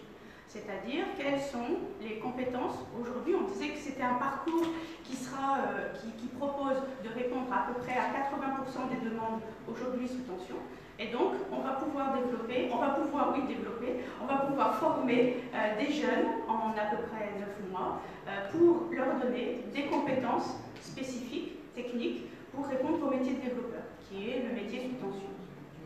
Maintenant, pour la deuxième question qui était l'évaluation, aujourd'hui, on a non seulement mis en place un référentiel de formation qui sera à la disposition des centres de formation, vous aurez reçu ça dans tout le détail, et donc nous allons définir une évaluation finale qui permettra de déterminer, d'abord ce sera un parcours avec des évaluations intermédiaires, avec des projets, comme vous l'avez dit, et avec une démarche pédagogique un petit peu nouvelle. Nous en avons échangé avec les centres de formation qui étaient présents dans la co-construction de cette approche, et donc il y aura une évaluation finale qui sera sous deux formes, une évaluation en ligne, donc technique, et une évaluation de présentation d'un projet où sera associée l'entreprise. Voilà, c'est l'ensemble de ces projets, de ces notes, un petit peu d'évaluation en cours de formation et une évaluation finale qui permettra de faire une évaluation finale avec un jury qui donnera ou non la compétence et la certification de cette compétence aux jeunes. Ça se fera en collaboration avec les centres de formation et ça sera conjointement avec les centres de formation, bien évidemment. Oui, pour revenir à votre question sur l'insertion, c'est vrai que le système que nous avons conçu est un système qui présente toutes les garanties nécessaires pour assurer l'insertion des candidats. Et on va développer une collaboration, une synergie étroite entre l'opérateur de formation, la PEDI et l'ANAPEC, de sorte à vous accompagner vous-même en tant qu'opérateur de formation dans la phase d'insertion. Et sachant que quand on parle d'insertion, c'est pas exclusivement chez l'opérateur économique ou qui a assuré l'alternance ou même chez un membre de la PEDI. Quand on parle d'insertion, c'est au sens large du terme. Donc, une fois qu'on a insertion, qu'on a un contrat qui matérialise l'insertion, quel que soit le type de contrat, donc pour nous, on a atteint l'objectif. Et je pense que nous avons toutes les garanties pour réussir ces actions de formation, d'autant plus qu'on préfère démarrer d'une manière prudente, de ne pas s'engager sur des chiffres énormes, mais de faire de bonnes actions de formation et de réussir l'insertion des candidats. Pour qu'on puisse passer à l'action le plus rapidement possible, on a préféré utiliser des outils budgétaires dont nous disposons déjà. Alors, notre outil, il est ce qu'il est. Il y a une partie de notre outil, peut-être vous avez eu déjà l'occasion de l'utiliser. Et bon, on aurait pu attendre jusqu'à ce qu'on élabore un outil approprié. On a jugé que ça ne vaut pas la peine, du moment qu'on a toutes les garanties pour que l'insertion ait lieu. Déjà, ce sont des profils sous tension, donc le besoin il est là. La présélection, le corps professionnel d'entreprise serait à la présélection, elle serait là à la sélection, et elle serait partie prenante dans l'opération de formation de bout en bout jusqu'à l'alternance, et puis des opérateurs de formation crédibles qui se soumettraient volontairement à un cahier de charge très consistant, très rigoureux. Donc on est presque dans des garanties de 90% d'insertion. Et nous, pour être un peu large, on va descendre jusqu'à 80% d'insertion sur un groupe de 100. Donc peut-être on est vraiment sur la certitude que l'opération va se doubler correctement. Donc c'est pour ça que nous parlons plutôt d'engagement moral et d'investissement de toutes les parties prenantes plutôt que de ce qui va être écrit et signé. Je pense que c'est une cohérence d'ensemble dans ce projet. Et bien sûr, au démarrage, chacun doit déployer un effort additionnel, et une fois la machine va rouler jusqu'à saturation du marché, chose que nous ne souhaitons pas pour le marché. Et pour l'insertion, quelle que soit la sorte d'insertion, même en auto-entrepreneuriat, en auto-emploi. Si le lauréat juge qu'il estime qu'il veut aller faire quelque chose pour lui-même, pour nous c'est de l'insertion. Et excusez-moi pour cet exemple, même à l'international, pour nous c'est de l'insertion. En fait, l'occupation de jeunes pour nous est cet indicateur qui est, et bien sûr la satisfaction de l'entreprise. Permettez, je voudrais répondre. Il y a tellement de choses à vous dire. Moi, la première question, est-ce que les opérateurs de formation, bien sûr, non, pas baby, peuvent faire partie de ces comités techniques de suivi? Parce que je pense que c'est important. Je vous dis ça pourquoi? Parce que il y a des éléments qui ont été dit d'ailleurs. Je vous félicite pour cette approche, on va dire proactive, parce que c'est bien. C'est très très bien pensé. Moi, je voudrais revenir aux jeunes qui ont formation et par vos expériences de formation dans le domaine des formations, dans les SQR, que vous connaissez, qui fonctionnent aussi très bien, mais qu'est-ce qui ne marche pas dans les SQR? Et ça, il faut qu'on se le dise tous. Nous avons des jeunes qui sont en situation, peut-être que je vais dire des choses qui ne sont pas agréables ou qui fâchent, mais ça fait partie de la réalité. Ces jeunes qui viennent s'inscrire à la MAPEC, il faut savoir que ce sont des gens qui n'ont pas trouvé d'emploi. Première chose. Donc ils sont déjà en situation de manque de confiance. Par rapport à les soft skills, c'est vrai qu'il faut les renforcer, elles y sont. Je vous parle de ces jeunes parce qu'ils sont aussi en situation, et nous le vivons, en situation d'abandon de formation. Là, vous êtes sur un système de 9 mois.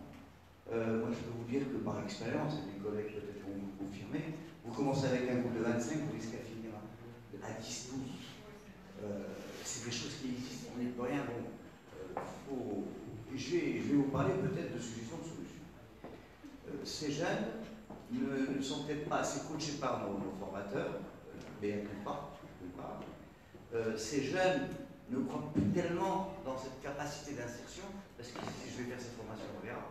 Et alors la troisième chose qui est la plus importante qu'on doit résoudre, c'est leur non-dit. Leur non-dit, et quand vous voulez travailler à fond, ces jeunes, moi j'ai fait me recruter des vrais coachs dans ce sens, ils disent écoutez, la formation elle est superbe, l'encadrement est très bien, mais je n'ai pas les moyens de venir tous les jours à l'école. Donc moi ce que je vous dis ici dans les 20 000 dirhams que vous proposez, je lance ça comme ça, c'est pas que je réfléchis à haute voix, mais je suis en train d'y penser. Pour vous le proposer, M. Adali, on voudrait d'ailleurs vous rencontrer dans ce sens, c'est que dans les systèmes de formation, réduisez peut-être la part de l'opérateur de formation. Là, vous avez mis 20 000 dirhams, mettez-vous à 24 000, le plafond est à 24 000, mettez-vous à 20 000 et réservez 4 000 dirhams par mois, 400 dirhams par mois de frais de transport à ces jeunes et de sandwich. Et là, je vous parle d'un autre côté de ces jeunes, je ne sais pas ce qu'en pensent mes collègues dans le domaine de la formation, on perd des jeunes, des vrais potentiels qui ne peuvent plus venir chez nous parce qu'ils n'ont plus les moyens de payer leur transport. Et ceci joue sur leur morale, joue sur beaucoup de choses. Et on est dans un cas de formation de 300 heures, c'est-à-dire les formations FQR, elles sont de 3 mois. Là, on est sur un schéma de 9 mois. Très différent. Et donc j'invite les entreprises qui vont jouer le jeu de la PMI de jouer le jeu une petite indemnité de stage, c'est très important. Nous plaçons nos jeunes, souvent ils abandonnent leurs stages qui sont de très haute qualité. Je ne parle pas des stages dans le domaine informatique, dans d'autres domaines. Beaucoup de jeunes abandonnent leurs stages parce qu'eux aussi n'ont plus les moyens de se déplacer dans les lieux de stage et que le coût est trop élevé de rester sur place pour acheter un sandwich. Donc c'est pour ça que je vous disais le fait qu'on participe à ces comités techniques peuvent peut-être être une simple suggestion des forces de proposition.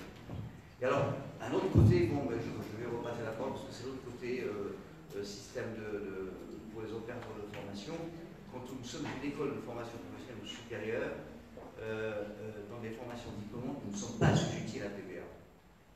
Mais dans les formations, et nous ne sommes pas producteurs fiscaux, et dans les formations qualifiantes, le fisc a décrété que c'est de la formation continue et qu'il nous impose à 20%. Le problème n'est pas là, on est d'accord, on veut payer ces 20%. Mais qu'est-ce que font-ils? Ils reprennent tout notre chiffre d'affaires, ils nous redressent sur les 20%. Et donc là, je sais que votre lobbying peut nous apporter des solutions dans ce sens-là, pour avoir des opérateurs peut-être qui sont performants et qui viendront jouer le jeu. Et je m'arrête là parce que...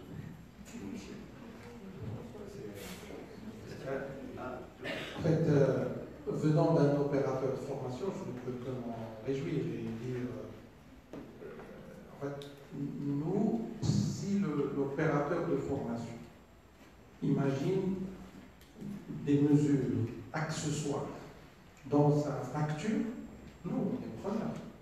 Donc, ça peut-être, c'est à approfondir.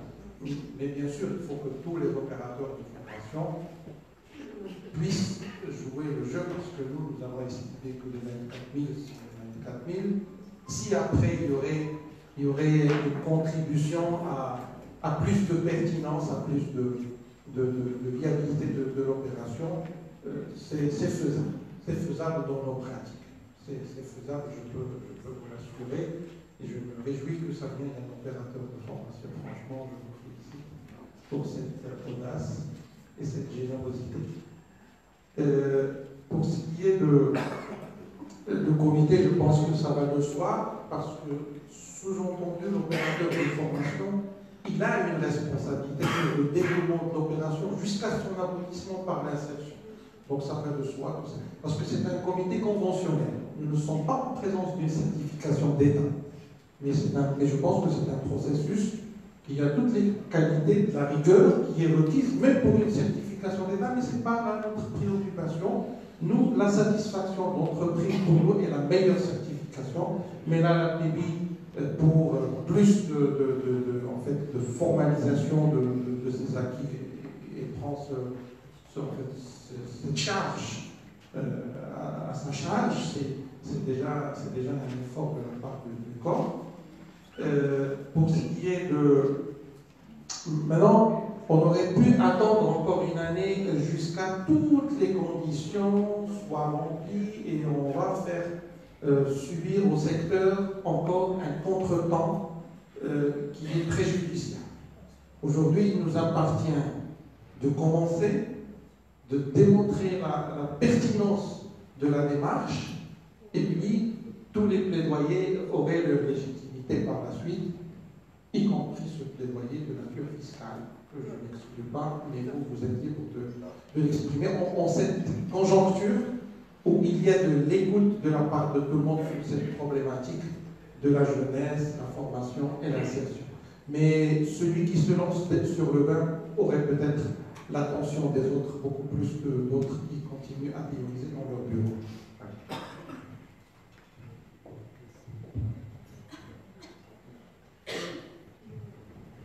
Simplement en complément à ce qui vient d'être dit en réponse, il ne faut pas oublier que cette initiative vient d'un constat que nous avons, nous, professionnels sur le marché, qui est celui de la non-adéquation des profils existants par rapport aux besoins que nous avons. Et ce programme, en réalité, c'est un programme de réinsertion. On cible des bacs plus 3 scientifiques à les reconvertir pour des profils de codeurs. Ce qu'on vise aujourd'hui, c'est réellement de former des codeurs qui viendraient répondre à des besoins du marché aujourd'hui et baisser cette pression sur les ressources que nous avons tous aujourd'hui. C'est un programme, un projet, une initiative plutôt qui a été pensée par la PBI à travers sa commission de formation. Et donc nous invitons les membres de la PBI qui peuvent venir renforcer cette initiative de nous rejoindre.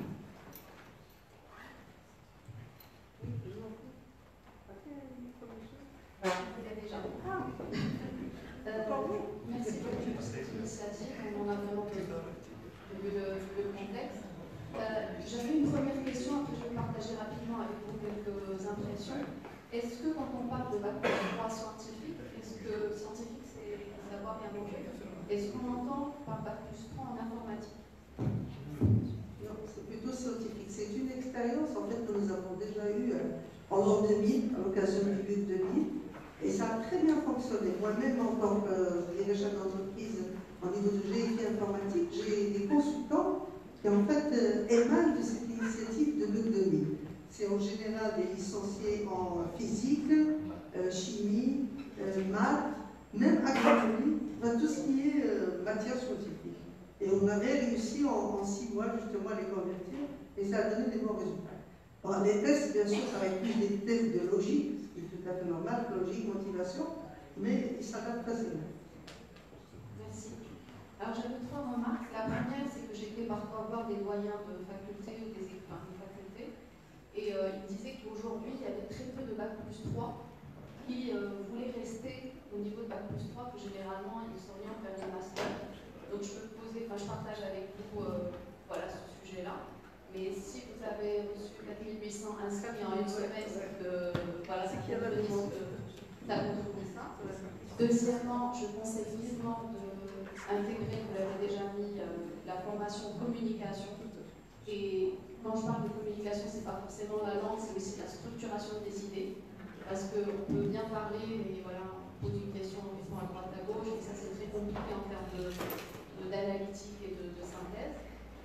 Et troisièmement, je me pose la question égoïstement en me disant quel est l'engagement aujourd'hui de ce candidat. Est-ce qu'il ne faudrait pas, je ne sais pas, je réfléchis avec vous, est-ce qu'il ne faudrait pas, après les formations qu'il aurait par cabinet, de passer par une présélection de l'entreprise avant de faire l'alternance, et si l'alternance se termine positivement, que le candidat soit recruté pour 1 an, 2 ans, parce que j'ai peur qu'après cette formation, cette alternance, on arrive aussi au même résultat, c'est-à-dire avec des personnes qui partent en France, avec une surenchère des salaires. Donc je me pose la question, contrairement à ce qu'il y a en France ou partout dans le monde, s'il ne faut pas justement contractualiser ça entre la formation et le début de l'alternance, pour que si le monsieur ou la dame donne satisfaction, qu'il puisse s'engager sur un contrat de 2 ans. Maintenant, je ne sais pas s'il faut le faire ou pas, ça contredit le principe d'alternance, mais j'ai peur qu'après, on arrive au même résultat que maintenant.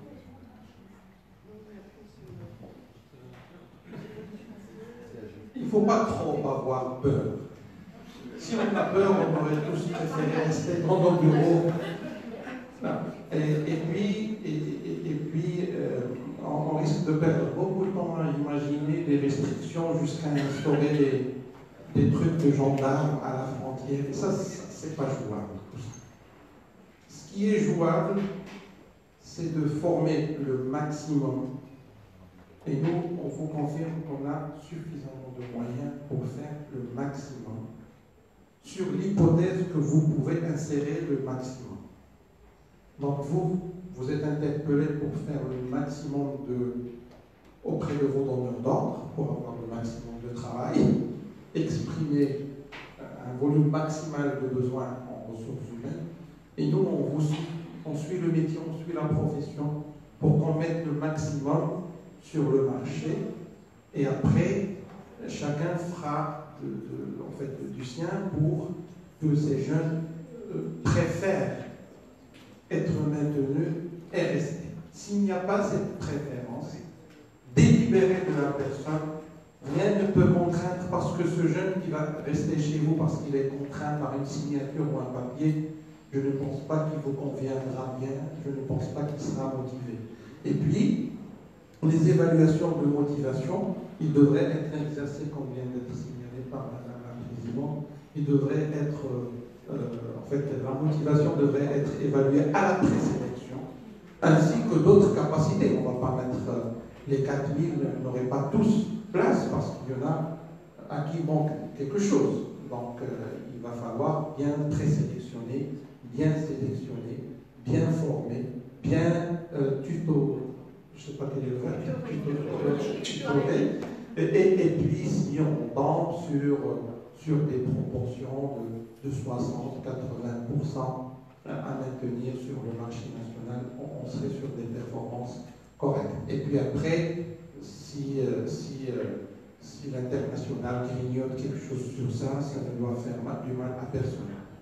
Tant que voilà. Donc aujourd'hui, on est dans la logique d'équilibre, parce que si vous avez équilibré sur... En fait, le marché aujourd'hui ne peut être que global. Maintenant, rester dans une logique de repli, de fermeture, de restriction, on va gaspiller plus d'énergie. Il vaut mieux mettre cette énergie dans la production de la valeur et de la ressource plutôt que de restreindre la mobilité de cette ressource. Je voudrais juste, justement, vous avez des remarques, des suggestions pertinentes, et nous-mêmes, quand on se réunit, et on était encore en réunion de l'après-midi avant de descendre, justement, on se posait ce type de questions. Et en fait, on avait le choix. Ça faisait 2 ans qu'on disait on manque d'informaticiens. On avait le choix. Soit on attendait que l'ADD se mette en marche, qu'il faut une ensuite partie, que le ministère de l'Enseignement nous rejoigne, etc. Ça allait encore durer au moins 1 an. Soit on s'est dit, l'ANAPEC, la PEBI en France, les autres ils vont nous rejoindre, parce que c'est en cours, et donc on va essayer en fait d'améliorer le process et d'obtenir en fait des choses pour ces étudiants, ces stagiaires, qui vont justement leur donner envie de rester. Donc on va travailler sur un système, pourquoi pas, de bourse, on va travailler sur plein de choses justement pour faire évoluer le système, pour que ces jeunes restent. Mais il fallait qu'on démarre quelque part, et c'est grâce justement à vos suggestions, vos remarques, et on vous suggère de rejoindre la commission justement formation-emploi, qu'on va faire évoluer. On a de la chance d'avoir, comme j'ai dit à l'introduction, la chance que nous avons à la PEBI, c'est qu'on a une oreille attentive du gouvernement, l'écoute de l'ANAPEC, du ministère de l'Emploi, et vraiment, donc, on peut faire évoluer le process assez rapidement. Oui, bonjour, c'est la Kélobi de l'école d'ingénieurs SDSIEN, du Forum des ingénieurs, des licenciés de master et des ingénieurs en informatique, multimédia et web. D'abord, je voudrais féliciter de ce mariage, de ce beau mariage entre la PEBI et la NAPEC pour former des jeunes. Vous savez, nous souffrons actuellement, et c'est très grave, de nombre de chômeurs qui existent. Dernièrement, on avait participé à un atelier au niveau de Milaya. Il y a à peu près 1 200 000 chômeurs dans la région de Casablanca, de l'ordre de 300 000. C'est une catastrophe. Cette belle initiative, encore une fois, je remercie beaucoup, qui a sauvé quand même des jeunes qui sont au chômage. C'est une expérience que j'ai déjà vécue avec Mme Lordzis, il se rappelle très bien, dans le cadre de AYF, l'association américaine, et avec l'association GEST. On avait travaillé ensemble et ça a été une très bonne réussite. Je ne vais pas citer des exemples qui ont réussi, des jeunes qui avaient un bac plus 4 en économie, bac plus 4 en littérature française, et ils ont fait une reconversion chez nous en informatique.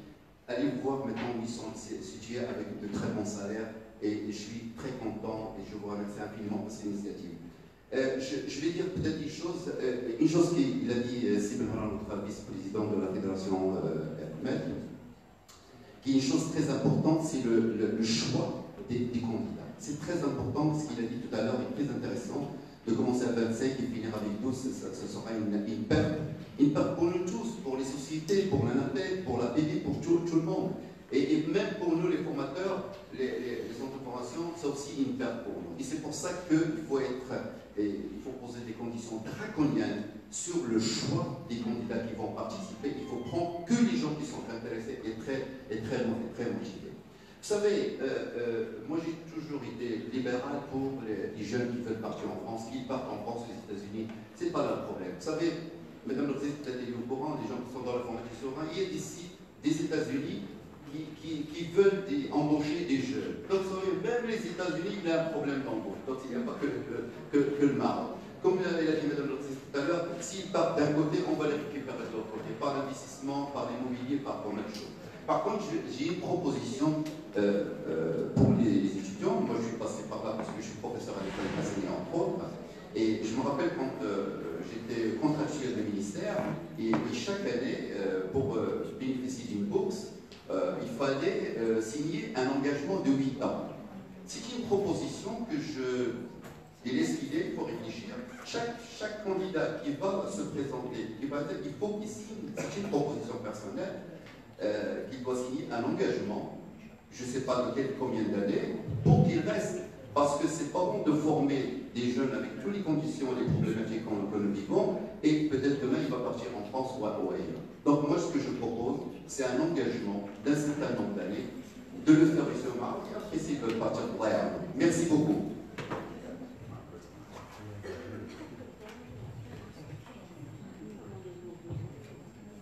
Oui, bonjour, donc Ben Hillel, je suis vice-président de l'OFMED et directeur d'innovation de GDA, cadre de formation GDA. Là, ma question, je pose la question, c'est des candidats, c'est-à-dire, est-ce que les candidats de toutes les villes de la région vont bénéficier de cette formation? Si oui, donc on va penser à des centres de formation à GDA dans les autres villes pour question de proximité. Ou bien on va se concentrer juste sur Gaza. Et puis la recommandation de mon collègue Serna pour l'implication des opérateurs de formation dans les comités, donc m'a fait rappeler un peu le programme Col Academy. Donc l'expérience qui était passée avec l'ANAC et l'ANAPEC et les opérateurs de formation. Donc on a participé dans les comités de pilotage depuis le début, dans les sélections, et puis dans l'accompagnement et l'insertion. Et ça, c'est bien, oui, ici, donc nous étions des taux d'insertion de 80 jusqu'à 100% d'insertion. Merci. Alors, simplement pour répondre à votre première remarque, dans la slide que nous avions passée tout à l'heure, nous avions dit que dans cette phase de mise en place du CQP, nous avions déterminé 5 régions qui sont mises là, donc Casablanca, Rabat, Salé, Kénitra, Massa, Fès, Meknès et Nord. Et donc ce sont ces régions-là qui, dans un premier temps, vont participer au lancement. Mais rien n'empêche assez rapidement qu'il puisse y avoir d'autres acteurs. On a plutôt quand même centré les régions qui peuvent avoir un potentiel immédiatement d'insertion. Puisqu'il y a un écosystème qui est relativement développé dans ces régions, mais pas que. Et donc, on a plutôt centré dans un premier temps une adéquation entre les plus grosses demandes exprimées aujourd'hui et ces régions-là. Mais rien n'empêche demain, d'ailleurs, ça concernera l'ensemble des 12 régions. L'objectif de l'APEBI, c'est de pouvoir faire en sorte que dans toutes les régions puissent bénéficier de ce dispositif en partenariat avec les OF qui y sont implantés.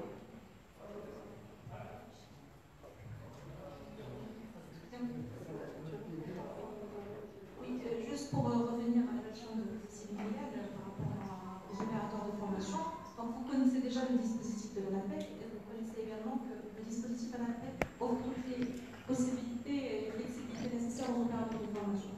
C'est-à-dire que du moment que l'opérateur de formation répond aux conditions d'éligibilité et techniques de l'APEBI, vous pouvez toujours nouer des partenariats avec d'autres centres de formation locaux. Et donc il y a toutes les gymnastiques qu'on peut envisager pour contrecarrer la problématique que nous risquons de rencontrer, qui est la capacité des centres de formation.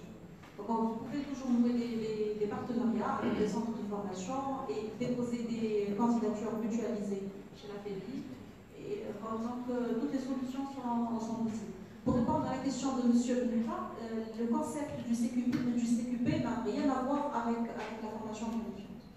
La formation qualifiante, comme elle est déroulée actuellement, c'est beaucoup plus selon une optique chercheur d'emploi, où il n'y a pas de prérequis bien définis des candidats. Le CQP, c'est de la formation contractualisée pour l'emploi, où il y a la participation des employeurs dans tout le processus, où les prérequis sont bien définis, où les candidats passent par tout un processus de sélection, présélection à l'APEC et sélection opérateur de formation et opérateur économique. Et à l'instar des autres programmes de formation que nous avons développés avec des associations professionnelles et par retour d'expérience, il s'est avéré que les programmes de formation qui sont conçus et mis en œuvre selon cette approche participative représentent un taux de déperdition qui est très minime. Donc pour les programmes de formation sectorielle, nous sommes vraiment à un taux de déperdition de 4%. Donc le risque de ce constat.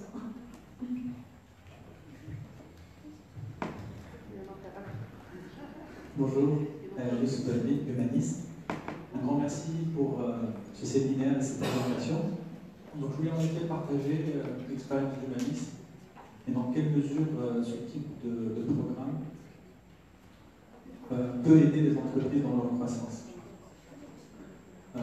Humanis, par exemple, sur son pôle IT, a quatre filières. Le testing de l'homologation, CRM, application métier, web et décisionnel. Et nous avons souvent été confrontés à des postes pour lesquels un bac plus 5 était surdimensionné. Un bac plus 5 se démotive rapidement. Pour faire du testing, donc on a une cellule qui fait du Java, et on a besoin de testeurs pour tester. Et des fois, un bac plus 5, ça ne marche pas. On a besoin de recruter un bac plus 4, un bac plus 3. Pareil pour des technologies qui ne sont pas très, très connues dans le marché. On a des ingénieurs. Vous savez, aujourd'hui, l'ingénieur, il ne suffit pas de lui donner un bon salaire, un bon climat, de bonnes conditions. Il faut en plus le mettre sur des projets challenging, sur des technologies reconnues et qui ont le vent au niveau du secteur. Et des fois, on a des ingénieurs qui ne veulent pas être sur des projets parce que la technologie les intéresse. Dernier exemple, sur des profils décisionnels et SharePoint par exemple, nous avions fait le pari de bac plus 5, mais qui avait juste un bac plus 2 OFPPT. Ils ont complété avec des masters à l'ENSI ou dans d'autres écoles privées.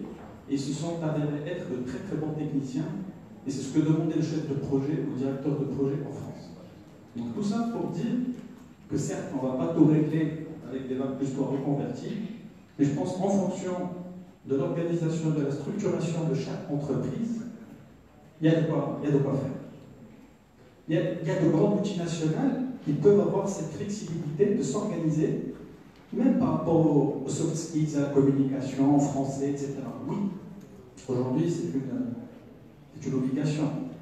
Mais il y a des organisations qui peuvent s'organiser pour avoir une première couche de middle management qui est en front, avec le front en France, et qui fait le relais avec une équipe de codeurs, de développeurs, qui sont très bons pour ça. Et c'est souvent de ces profils-là dont on a besoin. Après, des chefs de projet ou des responsables projet qui vont expliquer, qui vont négocier, qui vont argumenter, qui vont développer le business, ils sont là pour ça aussi. Donc voilà, je voulais juste partager cette expérience. Et je vais conclure par une petite question pour madame. J'ai vu les 5 unités par rapport au programme. Ma question est-ce que ça va être un programme unique avec ces 5 modules, ou bien il y aura un tronc commun avec une capacité d'être flexible au bout de 3 mois, au bout de 4 mois, selon si l'entreprise a des besoins plus en décisionnel, en web ou en testing par exemple. Et je vous remercie.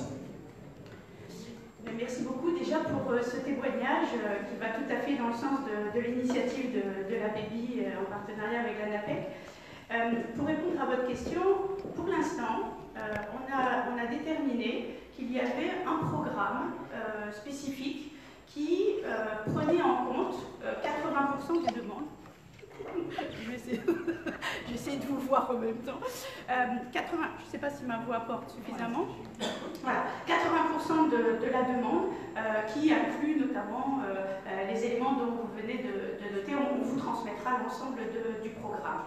Pour l'instant, et pour des raisons de démarrage, c'est pour ça qu'on disait qu'on était agile, on a préféré faire un programme et une validation, mais demain, ce programme pourra évoluer avec des options telles que vous l'indiquez, puisque c'est une réflexion qui est menée aujourd'hui avec l'ensemble de la BEBI pour voir comment répondre au mieux aux besoins des entreprises. Alors pour l'instant, on a plutôt défini un parcours peut-être un peu plus long que d'autres qui proposent aussi des formations un peu plus courtes. On l'a fait un peu plus long, mais en intégrant toutes les possibilités pour que le candidat puisse avoir plusieurs portes d'entrée possibles.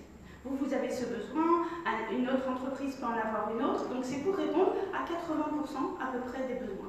Par contre, donc un parcours unique aujourd'hui, par contre, demain, une possibilité de moduler en fonction du besoin de l'entreprise. J'ai répondu à votre question ?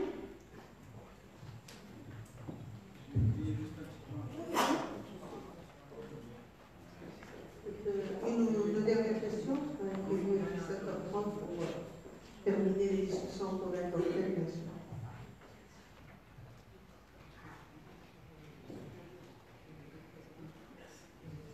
Désolé, juste un petit complément, on n'en a pas parlé, c'est la dimension économique et financière.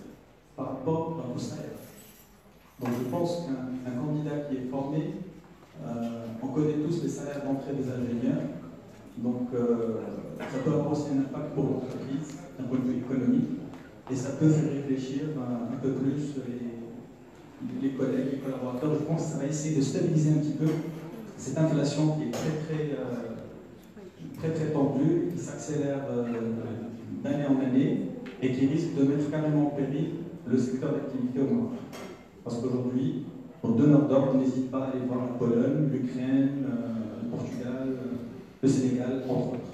Et je conclurai par ça. Merci. Qu'est-ce que tu proposes comme fourchette de salaire qui est dans la profession? Je pense démarrer à... Après, ça dépend. Voilà, un opérateur qui a 250 collaborateurs n'est pas le même qui en a 1000 ou 2000. Moi, je sais que, grosso modo, un ingénieur Bac plus 5, il peut démarrer entre 8000 et 10 000 aujourd'hui. Même plus, même moins. Voilà, non, je dis pour les Bac plus 5, ils démarrent entre... Moi, je parle de ces lauréats. Voilà, les lauréats, moi, je dirais, à partir de 6 000, ça peut tourner autour de 6 000, de cette fourchette. À creuser. La fourchette serait entre 6 et 8. Voilà. Merci. Et sachez qu'ils sont éligibles au contrat d'insertion. Donc pendant 24 mois, l'employeur peut prétendre à cette exonération totale de toutes les charges sociales.